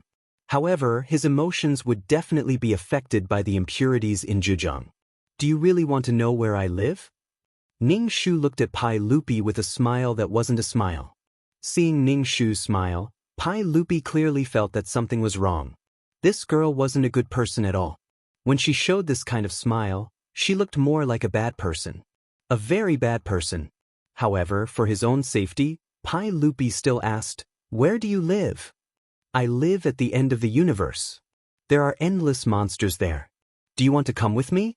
Ning Shu tilted her head and looked at Pai Lupi. That scene would definitely make Pai Lupi persist for a quarter of an hour. Unexpectedly, he was swallowed by rats. There should be a limit to bragging. The end of the universe? She didn't want to tell him where she lived. Ning Shu shrugged. She was clearly telling the truth, but why did no one believe her? Ning Shu thought for a moment. Someone was probably looking for trouble with Pai Lupi. The current Pai Lupi was like a phoenix without feathers, not even comparable to a chicken. The Li family's name was no longer useful. There would definitely be people looking for trouble with Pai Lupi. Ning Shu took out a tree branch and said to Pai Lupi, If you encounter any danger, use this. It should be enough to deal with it. Pai Lupi, looking at the dried-up branch, it was a real dried-up branch. Seeing the other party give it to him so seriously, second young master Li only wanted to say, "Are you kidding me? Using a branch to stab people?" He was afraid that he would be killed before he could even get close to her. Was this damned lass still holding a grudge against him? Otherwise, she wouldn't have given him such a thing. It was simply an insult. Any random thing was better than this. He felt bitter, but he didn't say anything. Pai Lupi felt the greatest evil in his life at this moment. Ning Shu handed the tree branch to Pai Lupi. "Take it." "Pai Lupi, was there an end to this? What was the use of such a withered tree branch?" "Take it. You might be able to use it when you're in danger," Ning Shu said. Speaking such nonsense in such a serious manner was simply intoxicating. He took a clod of soil as gold and still had a serious look on his face, which made second young master Li feel quite embarrassed. "What's wrong with you? This is a magic item. Haven't you seen a treasure before? Look at it. It doesn't look impressive, but it's very powerful." "You're ignorant," Ning Shu said disdainfully. "Pai Lupi, fine, you can say whatever you want. Who asked you to be the boss now? When I'm strong enough, I'll have a chance to find out who's the boss." Pai Lupi's heart exploded like boiling water. He had to pretend to take it as if it was real. Pai Lupi felt that it was really hard on himself. In the past, it was always others who looked at him. Now, it was his turn to look at others. This kind of feeling was a bit sad. Ning Shu said to Pai Lupi, "Good luck. The more you exchange, the more you'll get. From now on, your annual salary will be 1 million. You'll be able to get married to a rich and beautiful woman." Although he couldn't hear what this guy was saying, Pai Lupi felt that this guy wouldn't say anything good to him. He pretended to be taught a lesson, but in his heart, he was laughing. Ning Shu said, "Don't take it lightly. I might not appear for a long time. If something really happens, use this. It can help you block it for a while. If your brother comes looking for you again, tell him that I want to talk to him about the stars and the moon. From life's ideals to poetry." Pai Lupi held the withered branch. He didn't feel that there was anything special about it. It wasn't a special treasure, and there wasn't any special power inside. This guy was definitely lying to him. Pai Lupi's heart was filled with grief and anger. He was really fucking pitiful right now. He was deceived by a little girl. Although she might be an old monster, Pai Lupi couldn't look at Ning Shu's face and say that she was old. Moreover, it was embarrassing for a man to think that a girl was young. Pai Lupi really wanted to protect his own self-esteem. "Alright. When you use it, drizzle this potion on the withered branch. Use it sparingly. There's only this much. There won't be any left after it's used up. Drip 1 drop each time." Ning Shu took out a glass bottle. Inside the bottle was an emerald green liquid. It looked very beautiful and pleasing to the eye. You can only use 1 drop each time. If you use too much, there will be side effects. I'm afraid you won't be able to end it. Ning Shu saw that she had told him everything and was about to leave. She turned back to give her blessings. "Don't use it too much. If you use it too much, you might be wanted by the entire city." Pai Lupi was skeptical. As for the effects, he didn't know at all. Ning Shu originally wanted to take a look at the Soul Stone mine, but he was in a hurry to return to the battlefield. After thinking about it, he decided to check how much soul origin fluid he had accumulated. When he walked into the mine, the malicious laughter sounded again. "Why are you here again? How long have you been gone? Do you keep an eye on this mine every day?" Ning Shu was speechless. She had been here for a long time, but this disgusting earthworm always said that she was diligent. Looking at the amount of soul origin fluid she had accumulated, it was indeed not much. It seemed that it wouldn't be long before she came again. The main thing was that the speed was different. It was too deceptive. The next time she would come, it would be a long time before she came again. The taxes had already been collected. More than 10 million faith power was enough for her to make a fuss for a while. If it wasn't for the fact that he didn't have any faith power, he wouldn't be able to leave the battlefield. Ning Shu stepped on the earthworm to show his affection. The earthworm spat out blood. It was golden blood. Ning Shu said, "My heart hurts." He was the one who felt bad. The earthworm didn't feel good. It really wanted to spit a mouthful of venom on this girl's soul and pollute it. BK. Chapter 2276. After collecting the soul origin fluid in the vat, Ning Shu prepared to return to the battlefield. After exiting Nine Palace Mountain, Ning Shu looked at his world of samsara and silently said to himself, "Everything is fine. Please don't let anything go wrong." When Ning Shu returned to the battlefield, he immediately felt a murderous aura. It was the kind of aura that could make one stop breathing and even stab at one's soul. After returning to the battlefield, Ning Shu's relaxed state of mind was no longer present. He could not help but be affected by the serious atmosphere. Ning Shu returned to his position and saw that there was a conflict in the corner where the law incarnations were guarding. It was noisy. The man in the Cheongsam stood to the side with a serious and cold expression. He fanned himself a little irritably as he watched the two groups of people fight. Ning Shu walked over and asked, "What's going on?" The man in the Cheongsam glanced at Ning Shu. "They're fighting. Everyone's rubbing against each other." "Of course I know they're rubbing against each other, but why are they rubbing against each other?" Ning Shu asked. "Who knows? It's just that they can't suppress their feelings and are now causing trouble. As for the cause, it seems that a law incarnation wants to leave," the man in the Cheongsam said, somewhat speechless. "Go where?" Ning Shu asked in surprise. If nothing unexpected happened, they basically had no chance of leaving the battlefield. Either that or the higher-ups allowed them to leave. "Scram, I want to go," a law incarnation shouted. A law incarnation called out, and the others all tried to persuade him, saying that if he left now, he would implicate everyone. Right now, they were a team, so they could only work together to resist the enemy. If this side broke through, no one would have a good time.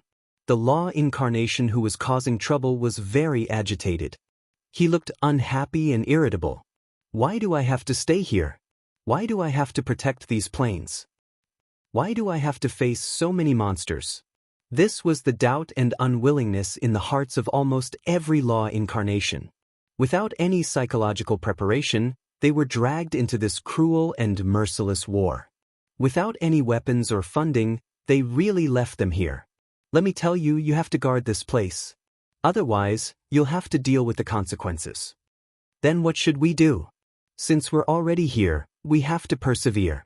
Don't throw a tantrum anymore. If you throw a tantrum like this, everyone's momentum will be broken," the Cheongsam man said irritably as he fanned himself. Here, not only did they have to kill their enemies, they also had to pay attention to their own emotions. "You make it sound nice. You have a weapon, so you can shoot if there's any threat. But for us, we don't need to be reasonable." Once a person fell into a state of agitation and anger, as long as someone had an opposing opinion, they would be regarded as their enemy. Even though the Cheongsam man's words were more pertinent, after all, everyone was bearing it together and not just a single law incarnation. However, if the law incarnation exploded, everyone's hearts would explode as well. The main reason was that the other party was too strong, and there seemed to be all kinds of unfair things happening here. They were also fighting against the enemy, but they were unarmed. Even if they had weapons, they had to rely on connections. In such a situation, it was easy to explode. "Why do I have to protect these planes? Even if all the planes are going to be destroyed, these planes will be destroyed before me. If I sacrifice myself and the last plane survives, then I'll vanish into thin air. In the end, I won't get anything. The key is, why didn't you give us weapons to fight against the enemy? Why do you have to consume our own resources?" A series of questions hit the Law Incarnation's heart, causing the Law Incarnation's team to become somewhat chaotic. Without weapons, they still had to consume their own power of faith. What kind of logic was this? Where there was oppression, there would be resistance. This kind of chaos was completely expected. Indeed, these people were suddenly pulled into a war, but they were not prepared at all. Even if they were working, they would have to go through training or something. Ning Shu was speechless. Speaking of which, she was the one who should be happy. Not only did she have to kill the enemy, but she also had to heal so many people. She wanted a little reward, so she took a short break and went back to collect her taxes. Then she used her taxes to kill the enemy. No matter how much you bully others, you can't bully others like this, said the Law Incarnation. They were not valued at all here, so they were cold and indifferent. Moreover, mission enforcers were not like soldiers who had the determination to sacrifice for the plane. Mission enforcers were paid when they did missions. Now, they were not paid at all. Instead, they had to consume their own energy, manpower, material, and financial resources. Sacrifice and gain were completely unequal. If the plane survived, then it would be fine. If the plane survived and he sacrificed himself, then he would not get anything. Even if the plane was going to be destroyed, he would die behind the plane and be buried together with the billions of other planes. That would be worth it. The man in the Cheongsam saw that there was no way to persuade this person, so he did not bother to say anything. He just fanned himself. After being disturbed like this, the morale of the army became very low. Ning Shu did not participate in these discussions. Instead, he secretly looked around. Generally, if there was a disturbance or a negative impact on the plane, it would definitely be noticed by the judges. Then it would be taken care of. Some words were very provocative. They were inciting these people to stop fighting and not to sacrifice themselves in vain. Once they died, there would be nothing left. They would not even have a chance to start over. The man in the Cheongsam laughed coldly. It was completely like watching someone die. Ning Shu's eyes darted around. He kept feeling that the judges were watching silently from the side. At this time, it was completely appropriate to kill the chicken to warn the monkeys. Kill the monkey and scare the chicken. In fact, the Law Incarnation had always been very impetuous. During a battle, he could push his teammates into the enemy's battle circle so that he could snatch the Law imprint. Was he not joking? There had to be some reorganization. Then, some people would be purged as a warning to the monkeys and a warning to the tigers. Ning Shu did not participate. To be honest, dying at the hands of one's own people was really miserable. It would be better to die at the hands of the enemy. Without absolute strength, no matter how much trouble they caused, it would be useless. Instead, they would be eliminated faster and lose their most basic purpose. Of course, useless things had to be destroyed. Who knew they might even be reused? After collecting the soul power and soul origin, they would be strong and disciplined. They would be an army with a duty to command. And now, some people were in extreme anger, depression, and dissatisfaction. No matter what others said, they would not listen. There was no way to persuade them. Ning Shu moved closer to the man in the Cheongsam and asked him, "Are you really not going to do anything?" Chapter 2277. The man in the Cheongsam was still very prestigious among the Law Incarnations. Generally speaking, they would give him face. Firstly, it was because the man in the Cheongsam was easier to talk to. Secondly, he had comprehended the high-level law of time. He was not weak. Generally speaking, they would give him face and would not deliberately make things difficult for him. If the man in the Cheongsam helped to persuade him, it might be effective. If this continued, he would definitely be obliterated. Ning Shu had almost figured out the rules of obliteration. Individual fairness was not within the consideration of the judges at all. As long as you wanted to affect the unity or deliberately stir up trouble, affecting the development of the plane and the billions of planes, you would die miserably. When two armies were facing each other, if such a thing happened, you would definitely be obliterated. There was no need to even think about it. The man in the Cheongsam fanned himself and said coldly, "If someone wants to die, I can't stop him. A gentleman has the beauty to help others. Why should I stop him?" Ning Shu did not intend to interfere because he was not familiar with these Law Incarnations. When the time came, he would be a waste of being a good person. Secondly, if he was involved, he would definitely be obliterated. Who knew if the judges would believe that she was here to mediate and wipe them all out? Therefore, Ning Shu and the man in the Cheongsam stood aside as spectators. Immediately, many Law Incarnations left the battlefield through the system. However, not long after, these Law Incarnations were teleported back. They looked around and were a little confused. Then, their expressions changed drastically. They all asked the system to take them away. Speaking of which, although the system and the mission enforcers were cooperating, sometimes it could not care about the mission enforcers themselves, especially those who did not have a good relationship. The system was suppressed by the main system. Now that it was teleported back, it meant that after the mission enforcers were obliterated, the system had to abandon the mission enforcers and reformat them to start over. If it was not forced, the system would not have chosen to reformat them. Their previous strength and memories would no longer exist. Ning Shu was speechless. He knew it would be like this. If they could really escape, then there would be no one left on the battlefield. Because they could not leave this place, the law incarnations became even more unhappy. They cursed the system and others. They also felt a sense of panic at the end of the road.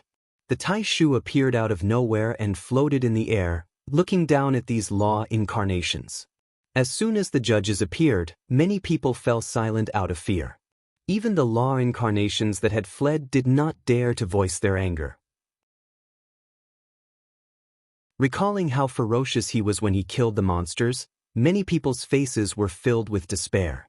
The Grand Elder took out the gun from his waist. Without saying a word, he pointed the black muzzle at the crowd and scanned them one by one. The people who were pointed at by the gun felt cold all over and couldn't help but want to hide. Ning Shu immediately pulled the Cheongsam man in front of him. Although he might not be killed, he was afraid when the black muzzle pointed at him. The Cheongsam man was speechless. "What's wrong with you? It's not like I'll really kill you," the Cheongsam man could not help but say. "But with a gun pointed at me, I was scared. Scared, you know? I was scared to death," Ning Shu said while shivering.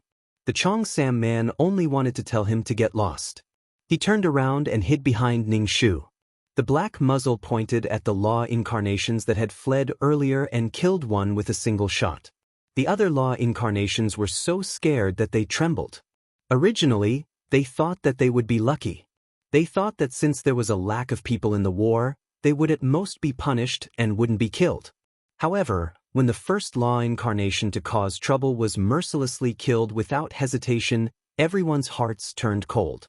Ning Shu whispered to the Cheongsam man, "When we forced the donation last time, we said that if anything happens to the law incarnations, they can be exempted from punishment once." The Cheongsam man thought about it. If more people were killed, their strength would be reduced. It wouldn't be easy to guard this corner.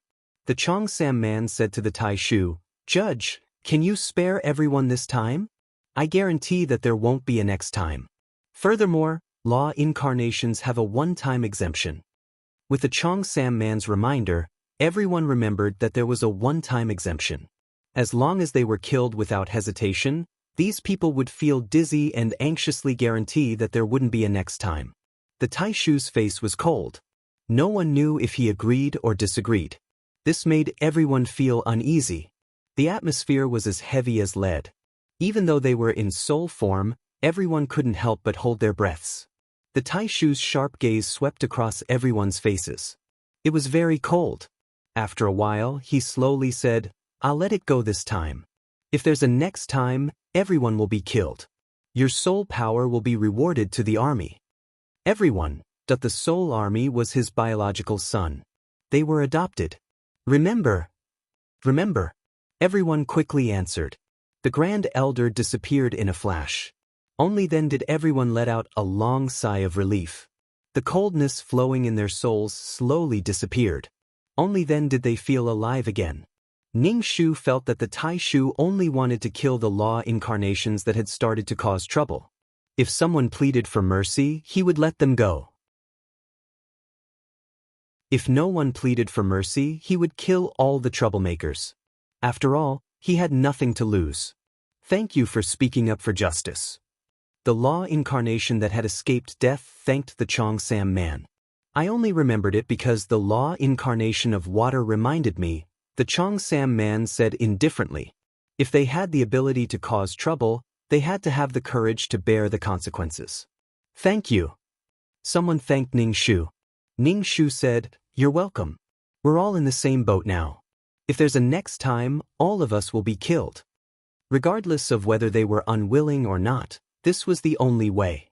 If they fought, they might still be able to survive. Moreover, The judge wasn't joking when he said that they would all be killed. Even if they were law incarnations, they wouldn't be so precious when someone comprehended the law. The soul power that was wiped out could even be used as a reward for military contributions. It had always been the soul army that protected the billions of dimensions. These people were the strongest among the mission enforcers, and they were the taller ones among the dwarves. They were relatively stronger compared to the others. Their deaths were not to be regretted. Furthermore, the mission enforcers who had built living worlds were very precious. They could store living creatures from broken planes as long as they had space. In short, their law incarnations were even more useless than chicken ribs. Everyone was in low spirits. Life was really full of malice. After being scared like this and knowing that the monsters would attack later, they felt very desperate. Ning Shu said to the Cheongsam man, "How much power of faith do you have left? Do you want to borrow it from me?" The Cheongsam man looked at Ning Shu warily. "How much power of faith do you think I have?"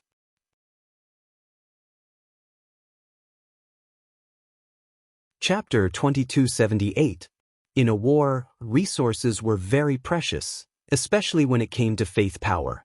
Ning Shu looked at the Cheongsam man's vigilant expression and was speechless. "I just wanted to ask you something. I was worried that you would die on the battlefield. How could you misinterpret my good intentions?" Ning Shu said with a wronged expression. "Cheongsam man. I'll be damned if I believe you." Ning Shu felt that the Cheongsam man should have a lot of assets. After all, he was a veteran city lord and also ran a restaurant. He had a lot of resources in his hands. He was worried for nothing. With some faith power in his hands, Ning Shu felt more at ease. He stroked the imprint of the law of wood between his thumb and index finger. Pai Lupi waited for that stinky girl to leave before he took the spiritual liquid to exchange for soul stones. After thinking about it, he still brought the dried branch and small glass bottle with him. They might be useful. Every time he went to exchange for soul stones, he was on tenterhooks. Pai Lupi's halo was useless to him. Sometimes he would even be mocked. The second young master of the Li family had become a street vendor. Because his physical body was destroyed and he was in a spirit state, the Li family had almost given up on him. He was originally talented, but now he was just a wandering spirit. Pai Lupi brought his servant Li Si to set up a stall to exchange for soul stones. They found a place and set up a sign. In the past, Pai Lupi was afraid that people would disturb him, so he moved out. Now, no one came to disturb him. Second young master Li sighed inwardly. The fickleness of the world made him sigh. Servant Li Si started to greet customers. He watched from the side as people came to exchange for spiritual liquid. "Yo, second young master, now that you've become like this, where did you get so much spiritual liquid?" A sloppy voice sounded. Pai Lupi's face immediately turned ugly. This man was the younger brother of the Li family patriarch's concubine. In name, he was Pai Lupi's senior. However, in the cultivation world, strength was everything. Seniority was not that important. "Young master, what's the matter?" The servant Li Si knew that his master was suffering in his heart and disdained to talk to this kind of person, so he took the initiative to ask. "Nothing much. It's just that my elder sister has been worried about you. You haven't been eating or sleeping well, and you've even turned into a spirit body. She's afraid that you won't be able to take the blow, so she sent me to check on you. Although my elder sister is a stepmother, she's quite good to children. She's always thinking about you." The young master looked at the jade bottle on the ground. He could feel the rich spiritual qi inside the bottle. A greedy expression appeared on his face.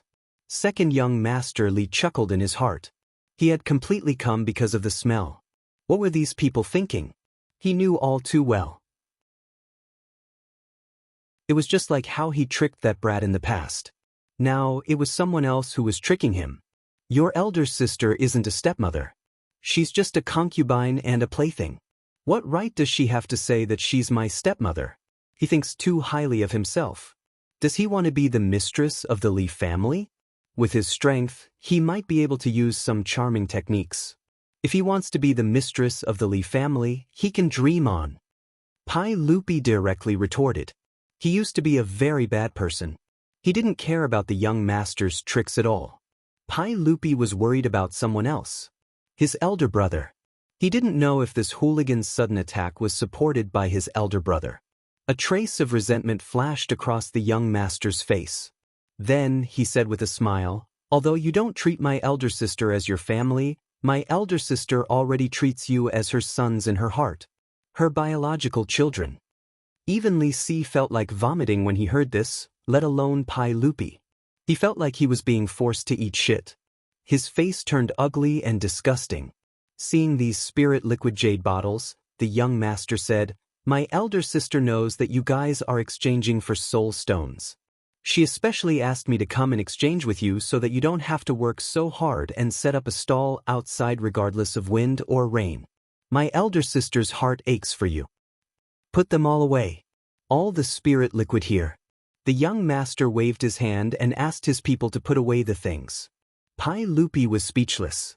Pai Lupi grabbed the young master's wrist and said coldly, "What do you want?" "Since I'm exchanging, I have to see the quality of these spirit liquids." "What do you think?" the young master said.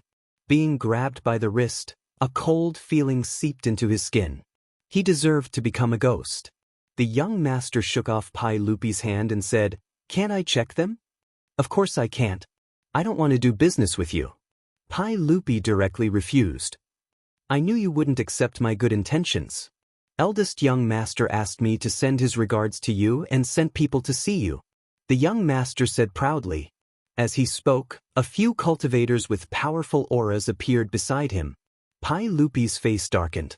His good elder brother was indeed behind this. These cultivators were all recruited by his elder brother. Right now, he was only a soul. His elder brother had to use this method to deal with him. No, this wasn't to deal with him. This was to deal with that damn girl. The problem was that damn girl. She appeared and disappeared like a ghost. No one knew when she would appear or where she would appear. These people had come for nothing. Second young master, eldest young master said that you didn't get permission from the clan to sell your things. Now you have to take them back. A cultivator said with a gloomy voice. Ah. Pai Lupi was so angry that he laughed. This clearly showed that they were here to steal his things. They wanted to anger and humiliate him. Since when did these things become the clan's? Even if he was a member of the Li clan, he wouldn't get any benefits if he sent them back. Eldest young master said that second young master, you are also a member of the Li clan. You should always think about the Li clan's interests. The old man coldly said. This old man didn't just want to anger him. He also wanted to force the hidden girl to come out. If my elder brother said this, I might listen to him. Who do you think you are? You are just me, my elder brother's dog. How dare you talk nonsense in front of me? Pai Lupi had always been a scoundrel. In the past, he wanted to force a deal with Ning Shu, but in the end, he kicked an iron board. The old man was so angry at Pai Lupi that his face darkened. He said directly, eldest young master said that he wants second young master to go home. If you don't go back, he will tie you up. As he spoke, the old man stretched out his withered hand that was like an eagle's claw. He wanted to grab Pai Lupi. Young master, you go first. I will hold them off. Li Si stood in front of second young master to protect his master. But with his Auris core stage cultivation, in front of these strong cultivators, he would not be able to take a single blow.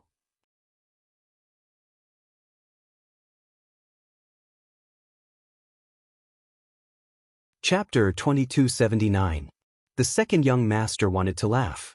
He thought back to how these people dared to treat him like this before he became a spirit body.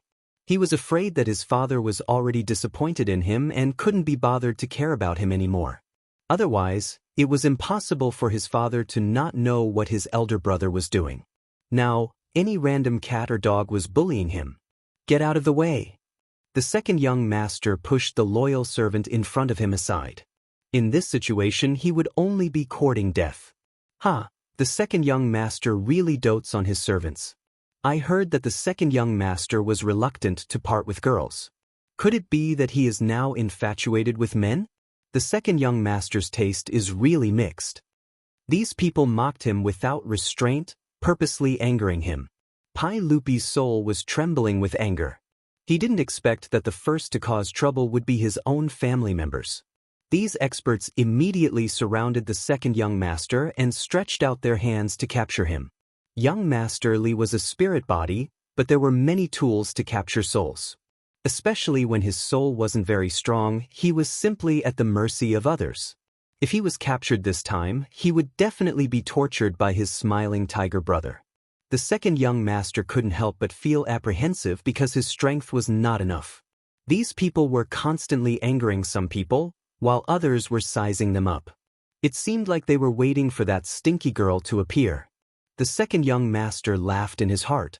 Even he didn't know where that stinky girl was. It wouldn't be easy for these people to lure her out.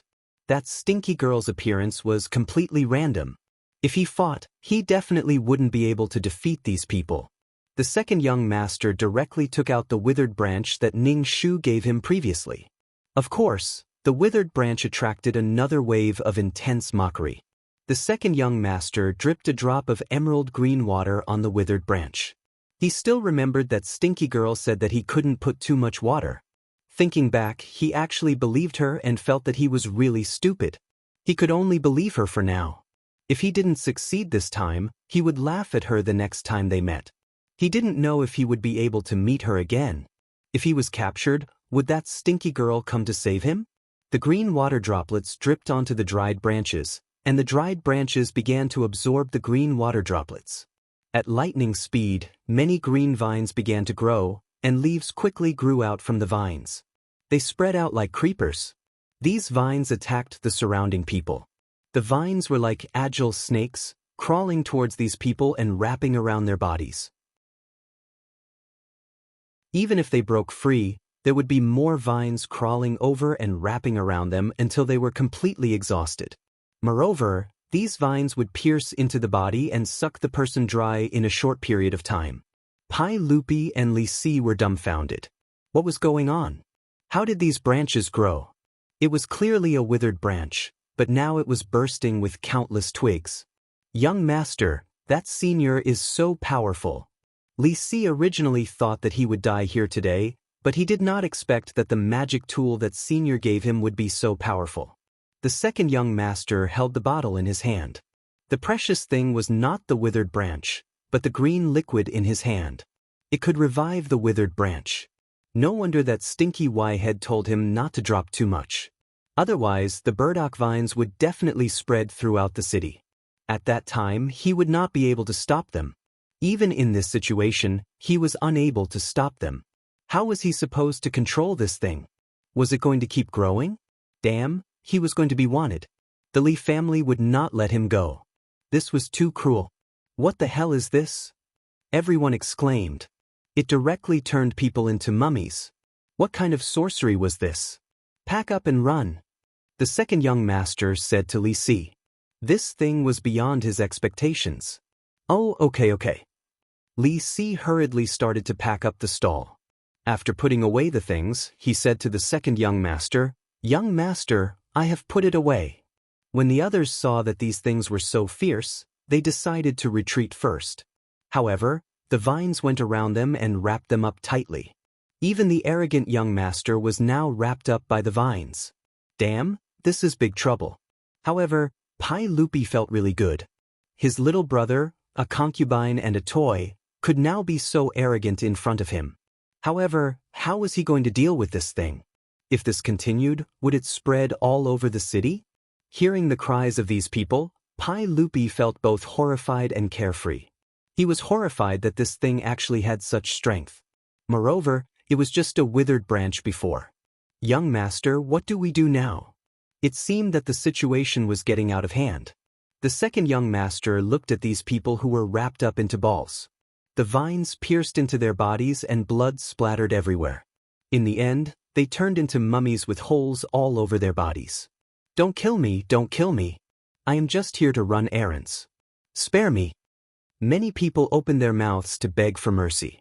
However, these vines couldn't understand what these people were saying. They just tightly bound these people. Pai Lupi and Li Si were forced to watch the entire process. Perhaps the energy of the emerald green water droplet had run out. These vines gradually disappeared. In the end, they turned into withered branches and quietly lay on the ground. Pai Lupi picked up the withered branch. It was just an ordinary withered branch. It didn't have any energy. It was hard to imagine that it had exploded with so much energy. Pai Lupi put away the remaining water droplet. In the future, this would be his ultimate weapon. That ugly girl didn't lie to him. Even the things she casually took out were so powerful. He felt that this girl was a bit unfathomable. Was she really at the end of the universe? Pai Lupi was excited. After today's scene, no one would easily come and provoke him. The process of exchanging for soul stones should be much smoother. There wouldn't be so many cases of people stealing from others. Of course, he didn't rule out the possibility that someone would come and rob him. In fact, that withered branch was useless. What was useful was the life-filled liquid in his hand. In order to experiment, the second young master dripped a drop of emerald green water droplet on a tree. Then, he watched as this sapling grew into a towering tree. In less than 15 minutes, the sapling grew into a towering tree that couldn't be hugged. Moreover, it showed signs of continuing to grow. In the end, the tree became an uncle that could only be hugged by 3 people holding hands. Only then did it stop growing. This tree grew verdant and lush. The green leaves rustled. It had a fresh smell and was full of vitality. It made people feel refreshed. This is really good stuff. The second young master seemed to have found a way to get rich. If he dripped this liquid on a natural treasure, it would only take a short time to grow a natural treasure that would take hundreds of years to grow. Whoa!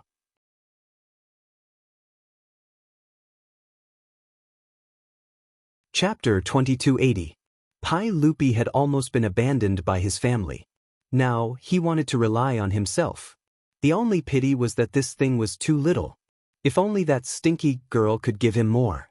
Pai Lupi was getting more and more curious about that stinky girl's background. Next time, he had to think of a way to get some of this liquid from that girl.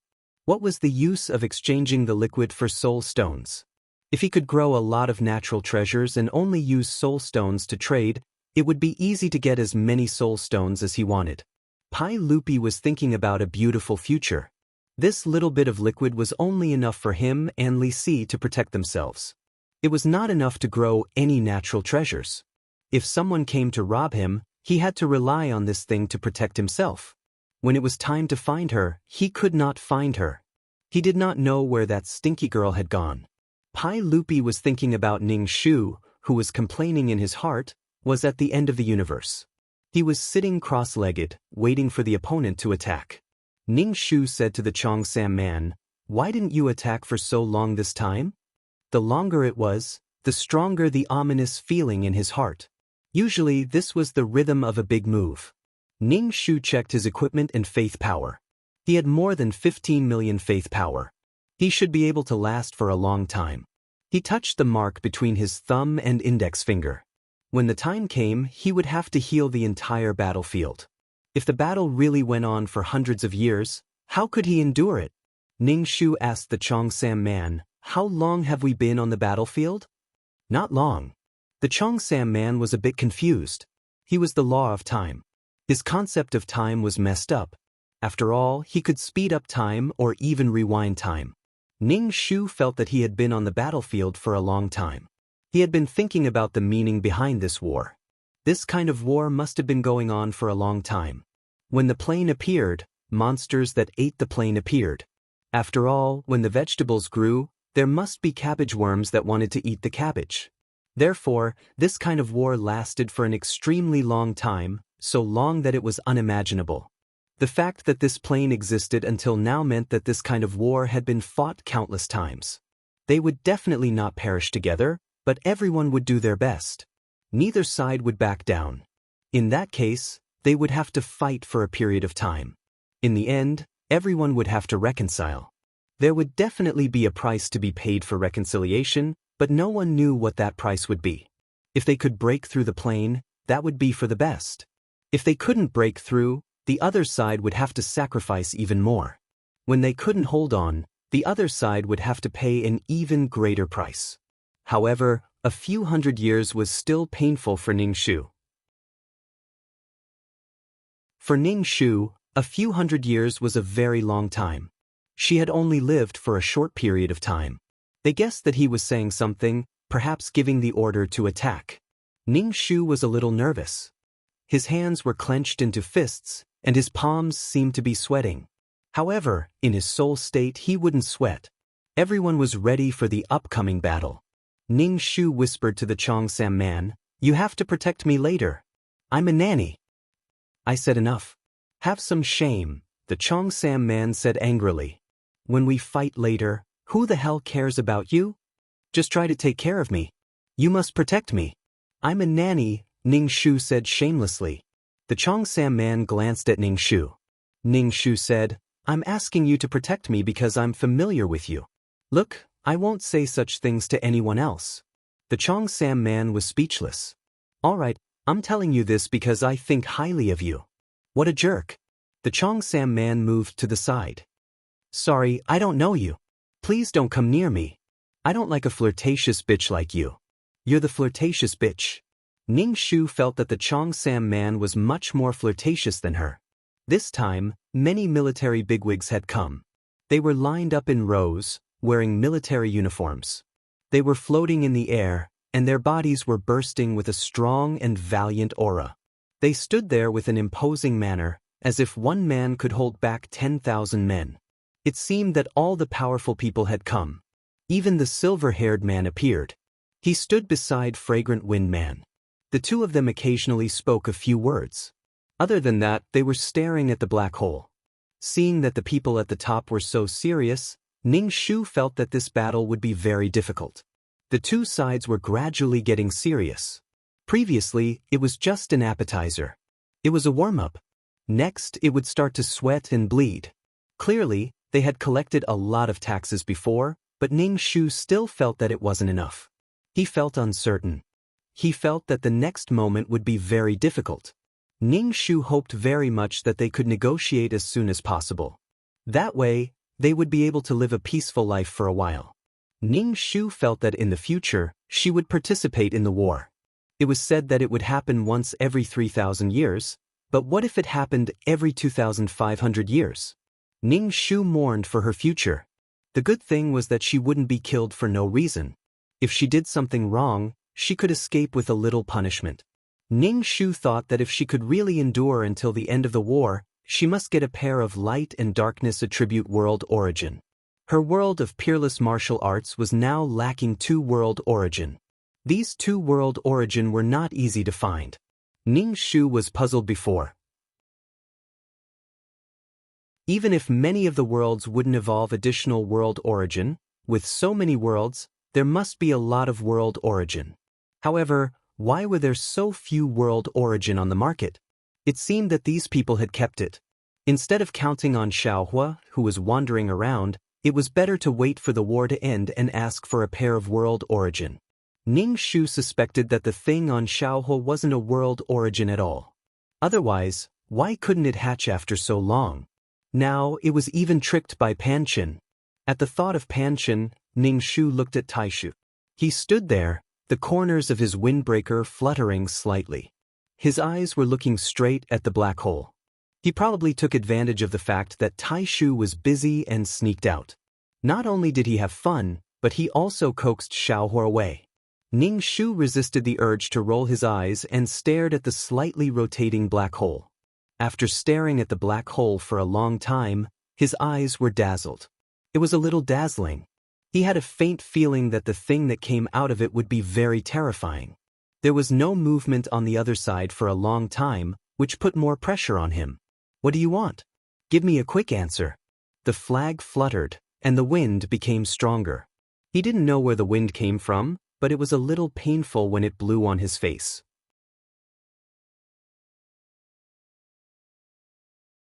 Chapter 2281. Everyone looked at the black hole and saw the black hole ripple. In the end, a silver rat crawled out. This silver rat chirped at the thousands of soldiers and horses as it stood up. It pointed at its little paw, which reminded Ning Shu of an emoji pack. It was an emoji of insult him. In any case, no one could understand what this guy was talking about with all the chatter. The squeaking made everyone look at the little mouse with indifferent faces. They didn't give the order to attack, so they could only look at the little silver mouse squeaking. No one knew what it was squeaking about. Could no one translate it? Ning Shu looked at the military bosses over there. There should be some bosses who could understand this language. The faces of the people over there were solemn. They couldn't help but frown. Even the grand uncle frowned. His gold-rimmed glasses flashed with a white luster, and he shook his head. When the silver mouse saw the grand uncle shaking his head, it immediately jumped and pointed at him while squeaking. The grand uncle just looked at it indifferently. In the end, the silver mouse's momentum became weaker and weaker. Finally, it pointed at the grand uncle with its little paw, as if to say, "Wait, I'll let you know what's good for you." Then, it turned around and went into the black hole. Ning Shu? So what did it say? At least let her know in her heart. Should she learn this squeaking language in the future? Otherwise, she wouldn't be able to understand each other's language in the future. Ning Shu felt that he should be on the battlefield often in the future. It seemed that this species couldn't be eliminated at all. If it could be eliminated, it wouldn't have been left uneliminated until now. It was estimated that its reproductive ability was even better than that of locusts. Moreover, it could devour things that could enter its mouth to evolve. After the mouse went in, monsters flooded out. These monsters were really strange. They looked really indescribable. They had scales all over their bodies, and they didn't look like fish.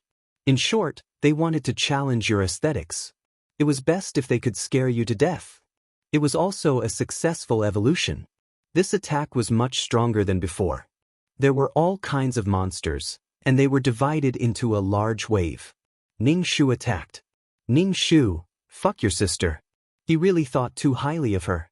He even specially created a wave to deal with her. Ning Shu had a bad feeling about this. Everyone was focused on dealing with the monsters. With so many monsters, everyone was having a hard time catching their breath.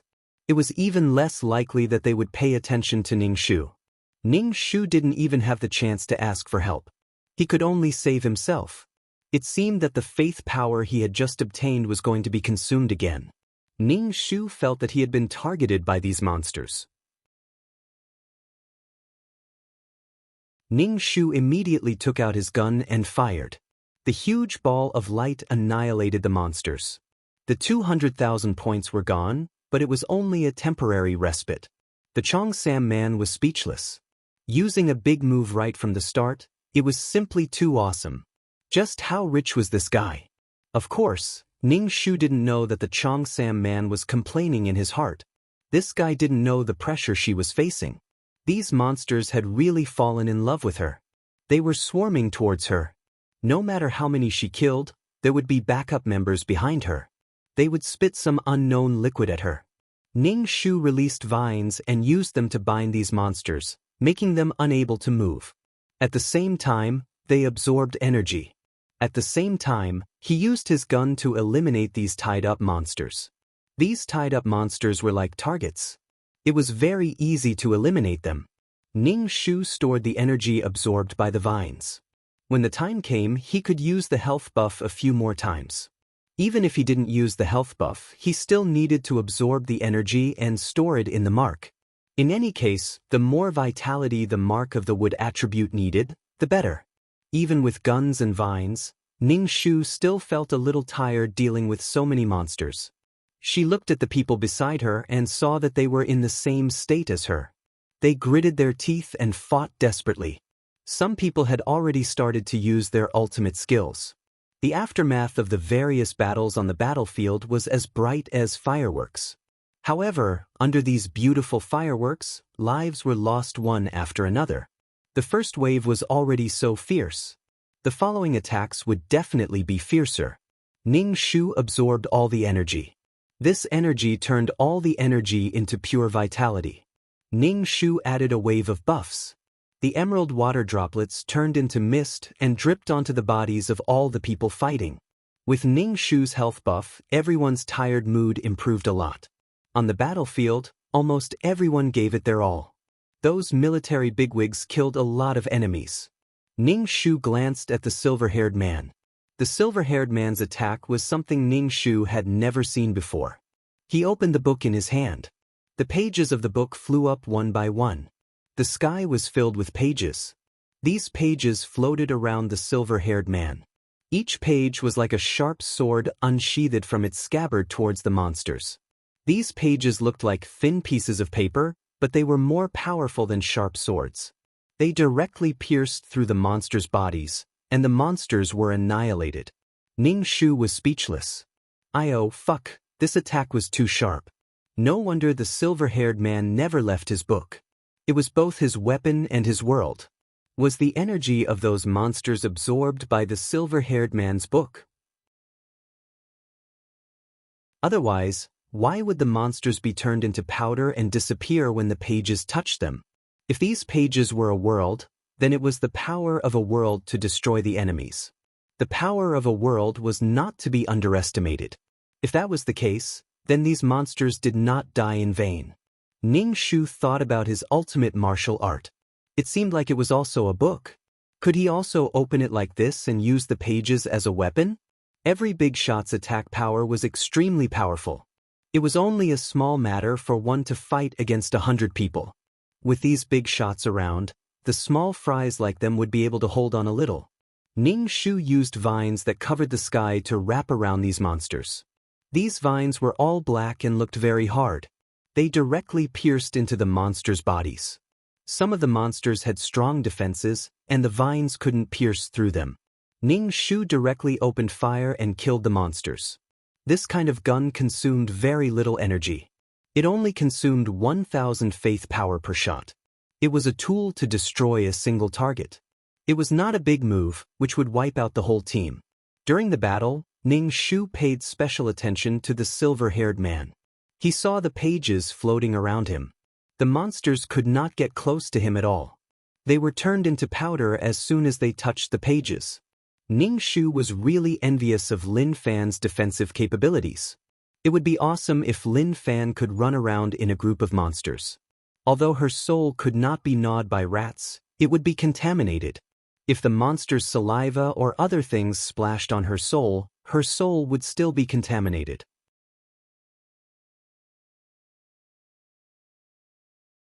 Chapter 2282.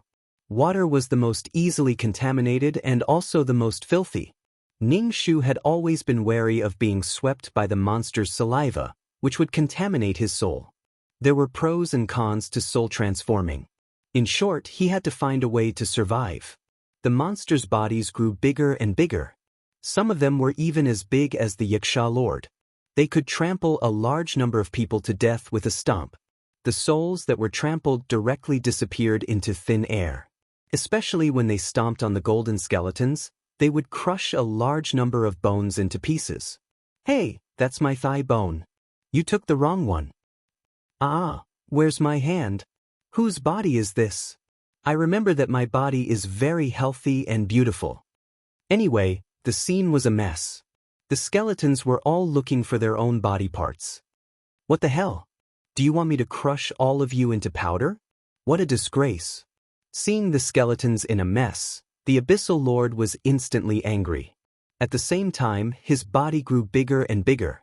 He was already very big before, but now he was even bigger and more ferocious and terrifying. The fork in his hand also became very big. He stomped on the bodies of the monsters and directly trampled them to death. When the golden skull saw that the granny was angry, the broken bones flew back to their respective owners. The broken bones that had been stepped on gathered together to form complete skeletons. The golden skeleton waved a rusty iron sword and chopped down one monster after another. Ning Shu didn't know what the rusty iron sword was. How could it have such a strong attack power? The attack power was probably not weaker than guns or weapons. In the end, the Abyssal Lord even said that his army could just use swords. However, the colossal Abyssal Lord looked really fucking scary. His size could scare people to death. Ning Shu suspected that the Abyssal Lord's body could expand infinitely. The fork in his hand could pierce a hole in the sky. With one fork, several planes would probably cease to exist. Awesome. He stomped a large number of monsters to death with one foot. The way he raised his fork was too terrifying. The sound waves from the fork directly turned these people and monsters into powder. Ning Shu felt that being able to see the way these big shots attacked was not a waste of time. That feeling really made his eyes light up. It was as if the fog in front of him had been lifted, and he seemed to have understood something. These people's attacks were different, and even their weapons were different. However, Ning Shu did not understand their power system. Ning Shu's mind was in a mess. He was thinking about a lot of things, but he didn't know if these things were useful or not. She applied a buff while shooting at the monsters. These monsters really loved her. They swarmed toward her, covering the sky and covering the earth. It was not a good feeling. There were so many people, but why were they gathering in front of her? Some were flying in the air, some were running on the ground, and all of them were rushing towards her. Ning Shu was speechless. Why were there so many monsters coming this way? Ning Shu used his ultimate skill. GG. A monster with a little mouse on its head pointed at Ning Shu and scolded her. The monster directly rushed towards Ning Shu. Just like a dog, it stuck out its tongue and rushed towards her with a snort. Ning Shu was speechless. Fuck, what kind of immoral thing did she do? Why did it seem like she had abandoned these monsters and was rushing towards her with such deep hatred? The Cheongsam man pursed his lips and said, "Do you know these monsters?" Forget it, how could she know them? Who wasn't a little fairy? Who didn't like cute little fairies? However, it seemed like these monsters wanted to kill her. Ning Shu held the gun and narrowed her eyes as she pointed at the little mouse on the monster's head. She decided to kill the mouse. Otherwise, it would always command the monsters to kill her and target her. The little silver-haired mouse put one hand on its waist and pointed at Ning Shu with the other. It squeaked and stood steadily on the monster's head.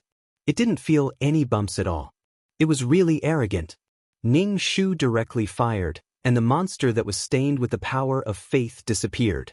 However, the mouse jumped directly onto the head of another monster as if there was a spring under its feet. GG.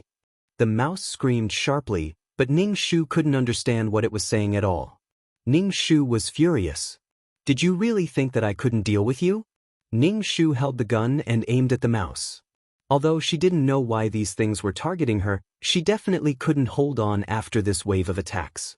Before the power of faith touched the mouse jumped away again as if there was a spring under its feet.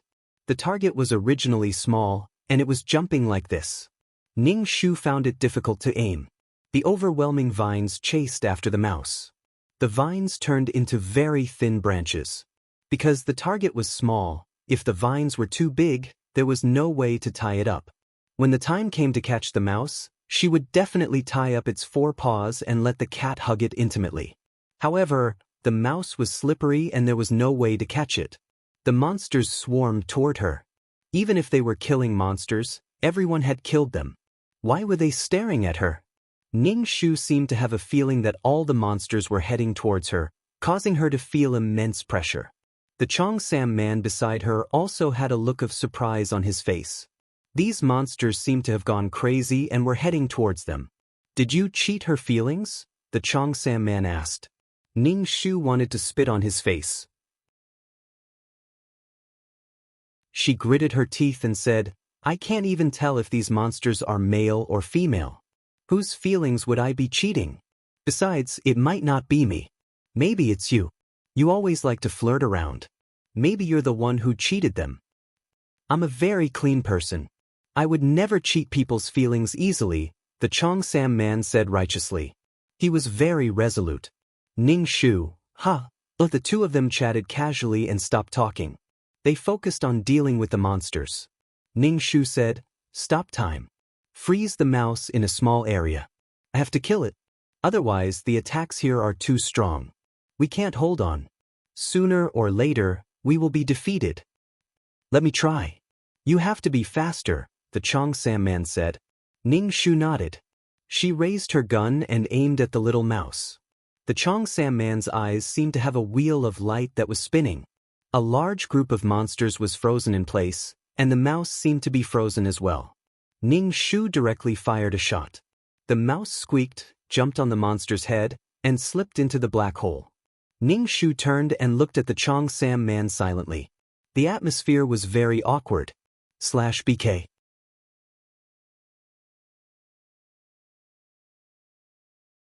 Chapter 2283.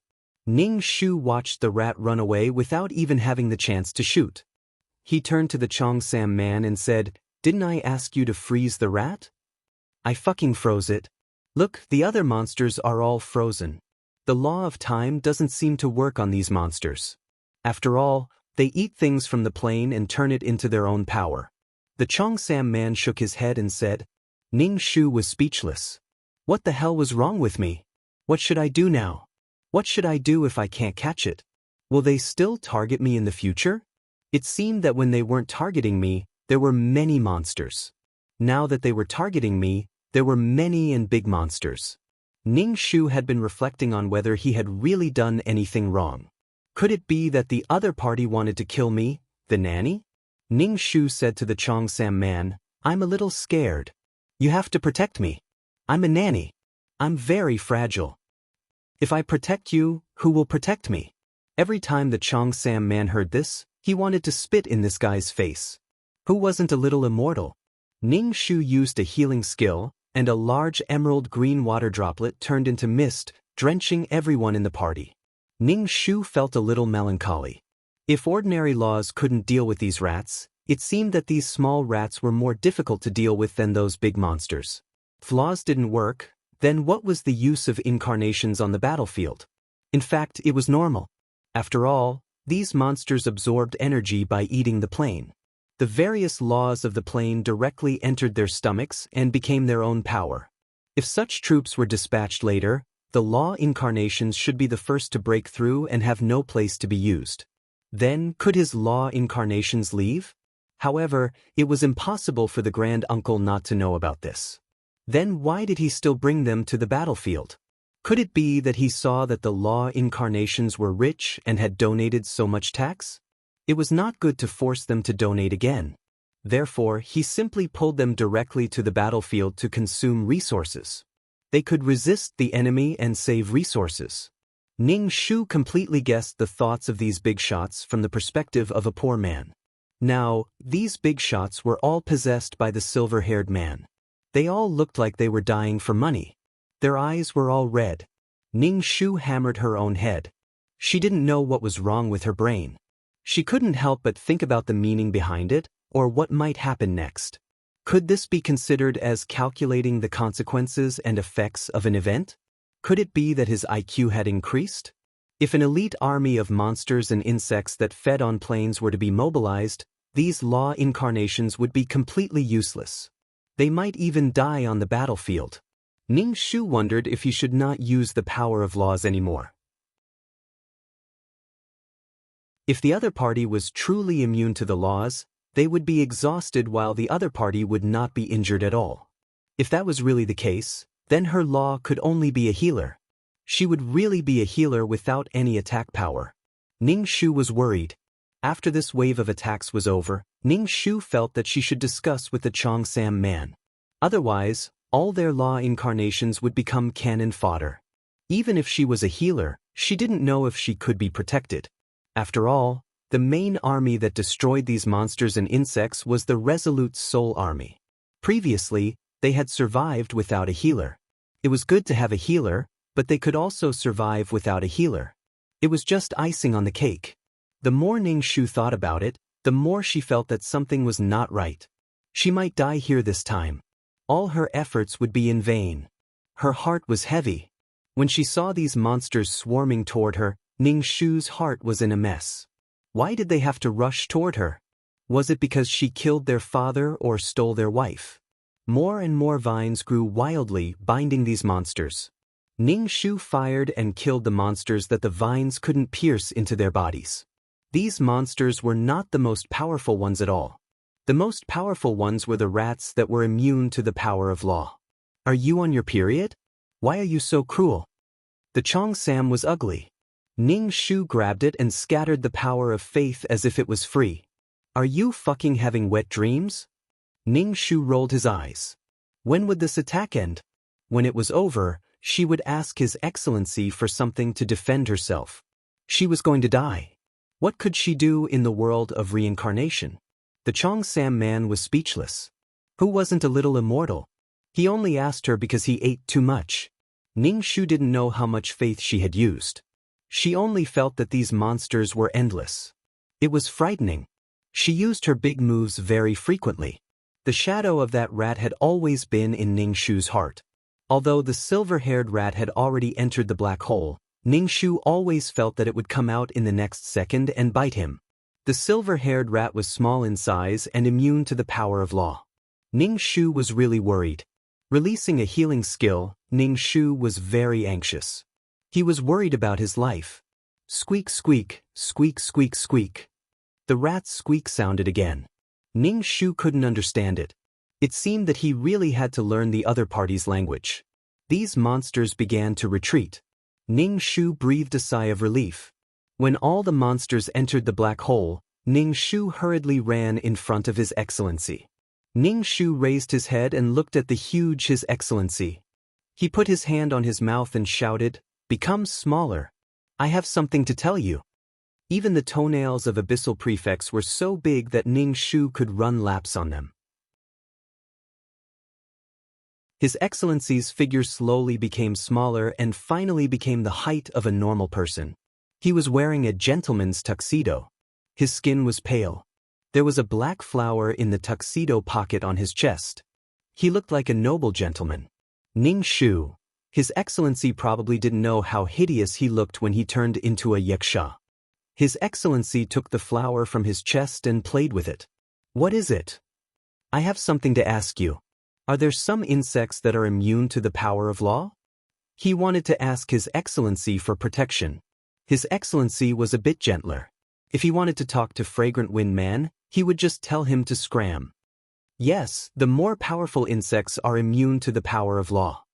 His Excellency casually inserted the black flower into Ning Shu's hair. "People's flowers are ugly." "Ning Shu, so you know that your flowers are ugly.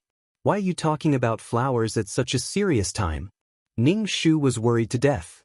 His law incarnation was about to become cannon fodder.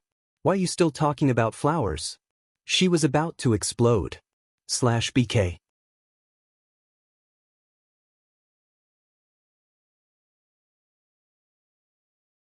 Chapter 2284.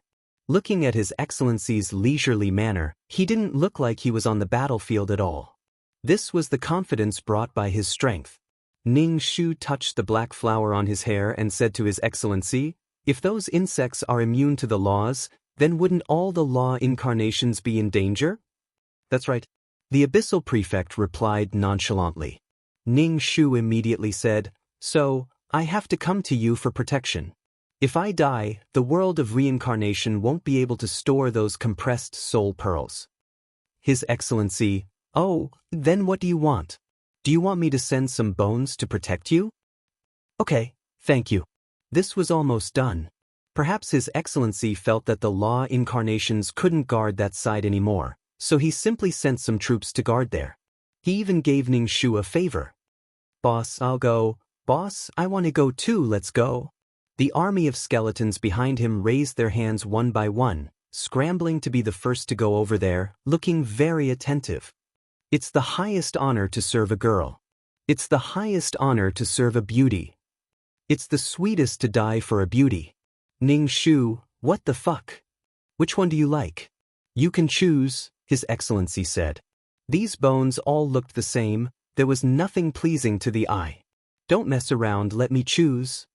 The abyssal prefect roared, and the skeletons immediately quieted down. The skeletons stared at Ning Shu in unison, and Ning Shu could see the eagerness in their eyes. What were these bones excited about?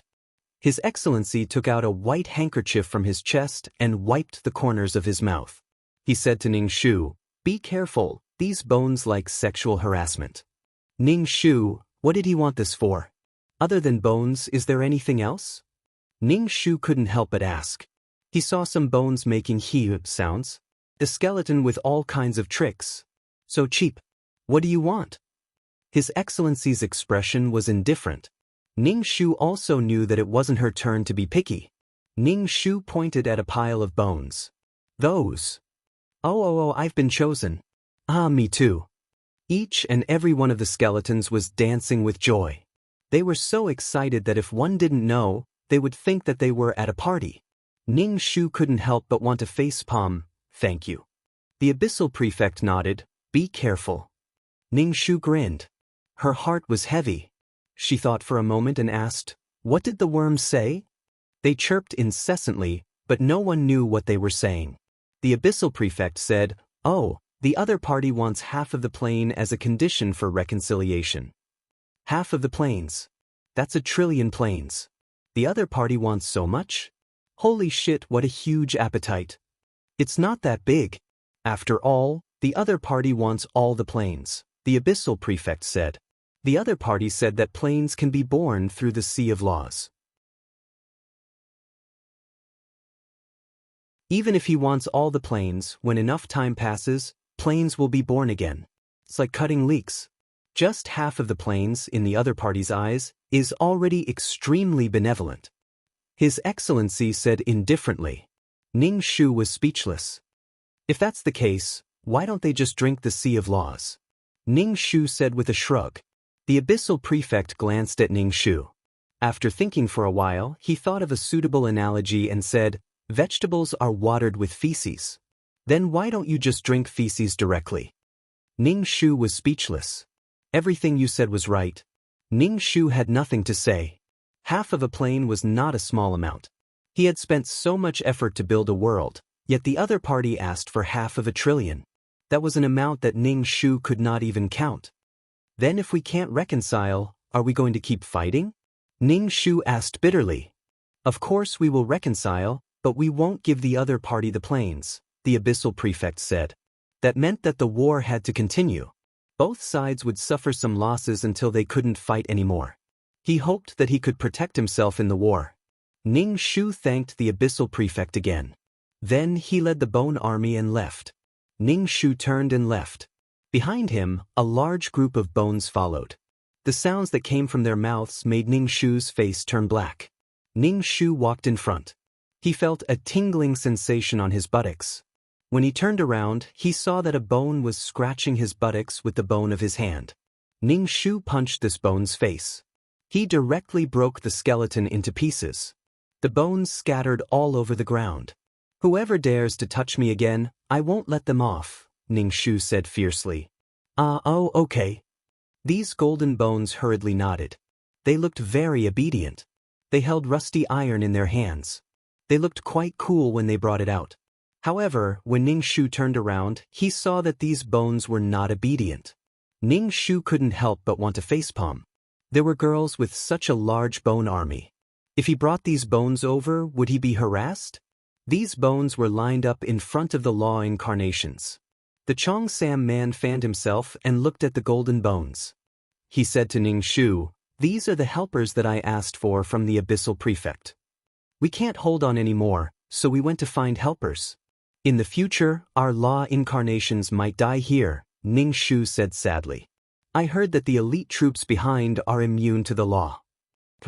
The Cheongsam man closed his fan and slapped his palm. He was really speechless. I guessed a little before. However, there shouldn't be many of those bugs that are immune to the power of the law. "Why are you stuttering?" "There must be a lot of them," Ning Shu said. He would rather think more seriously than have any hope. "Then what should we do?" The Cheongsam man slapped his palm with his fan. "Then the law incarnations might be completely wiped out. I'll try to apply for the law incarnations to withdraw from the battlefield. It's useless here." Ning Shu cupped his hands. "Hurry up. If your application is successful, we'll also benefit from it." However, Ning Shu did not have much hope in his heart. The Cheongsam man felt that this guy was being sarcastic. "Will you die if you speak properly?" "I'm speaking properly."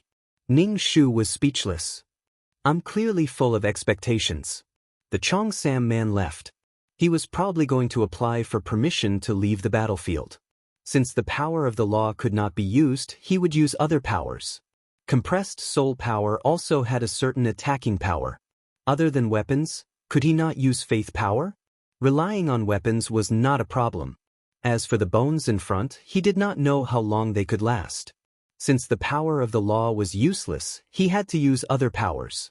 Ning Shu squatted and supported his chin, thinking about what power he should use. /BK, you're tuning in to the Passion Pages YouTube channel. We're so grateful for your support, and don't forget to subscribe to join us on this incredible journey through captivating stories. Your generosity through donations truly makes a world of difference, as it's the primary source of revenue that allows me to expand and enhance this channel for you. Thank you from the bottom of my heart for being a part of this adventure.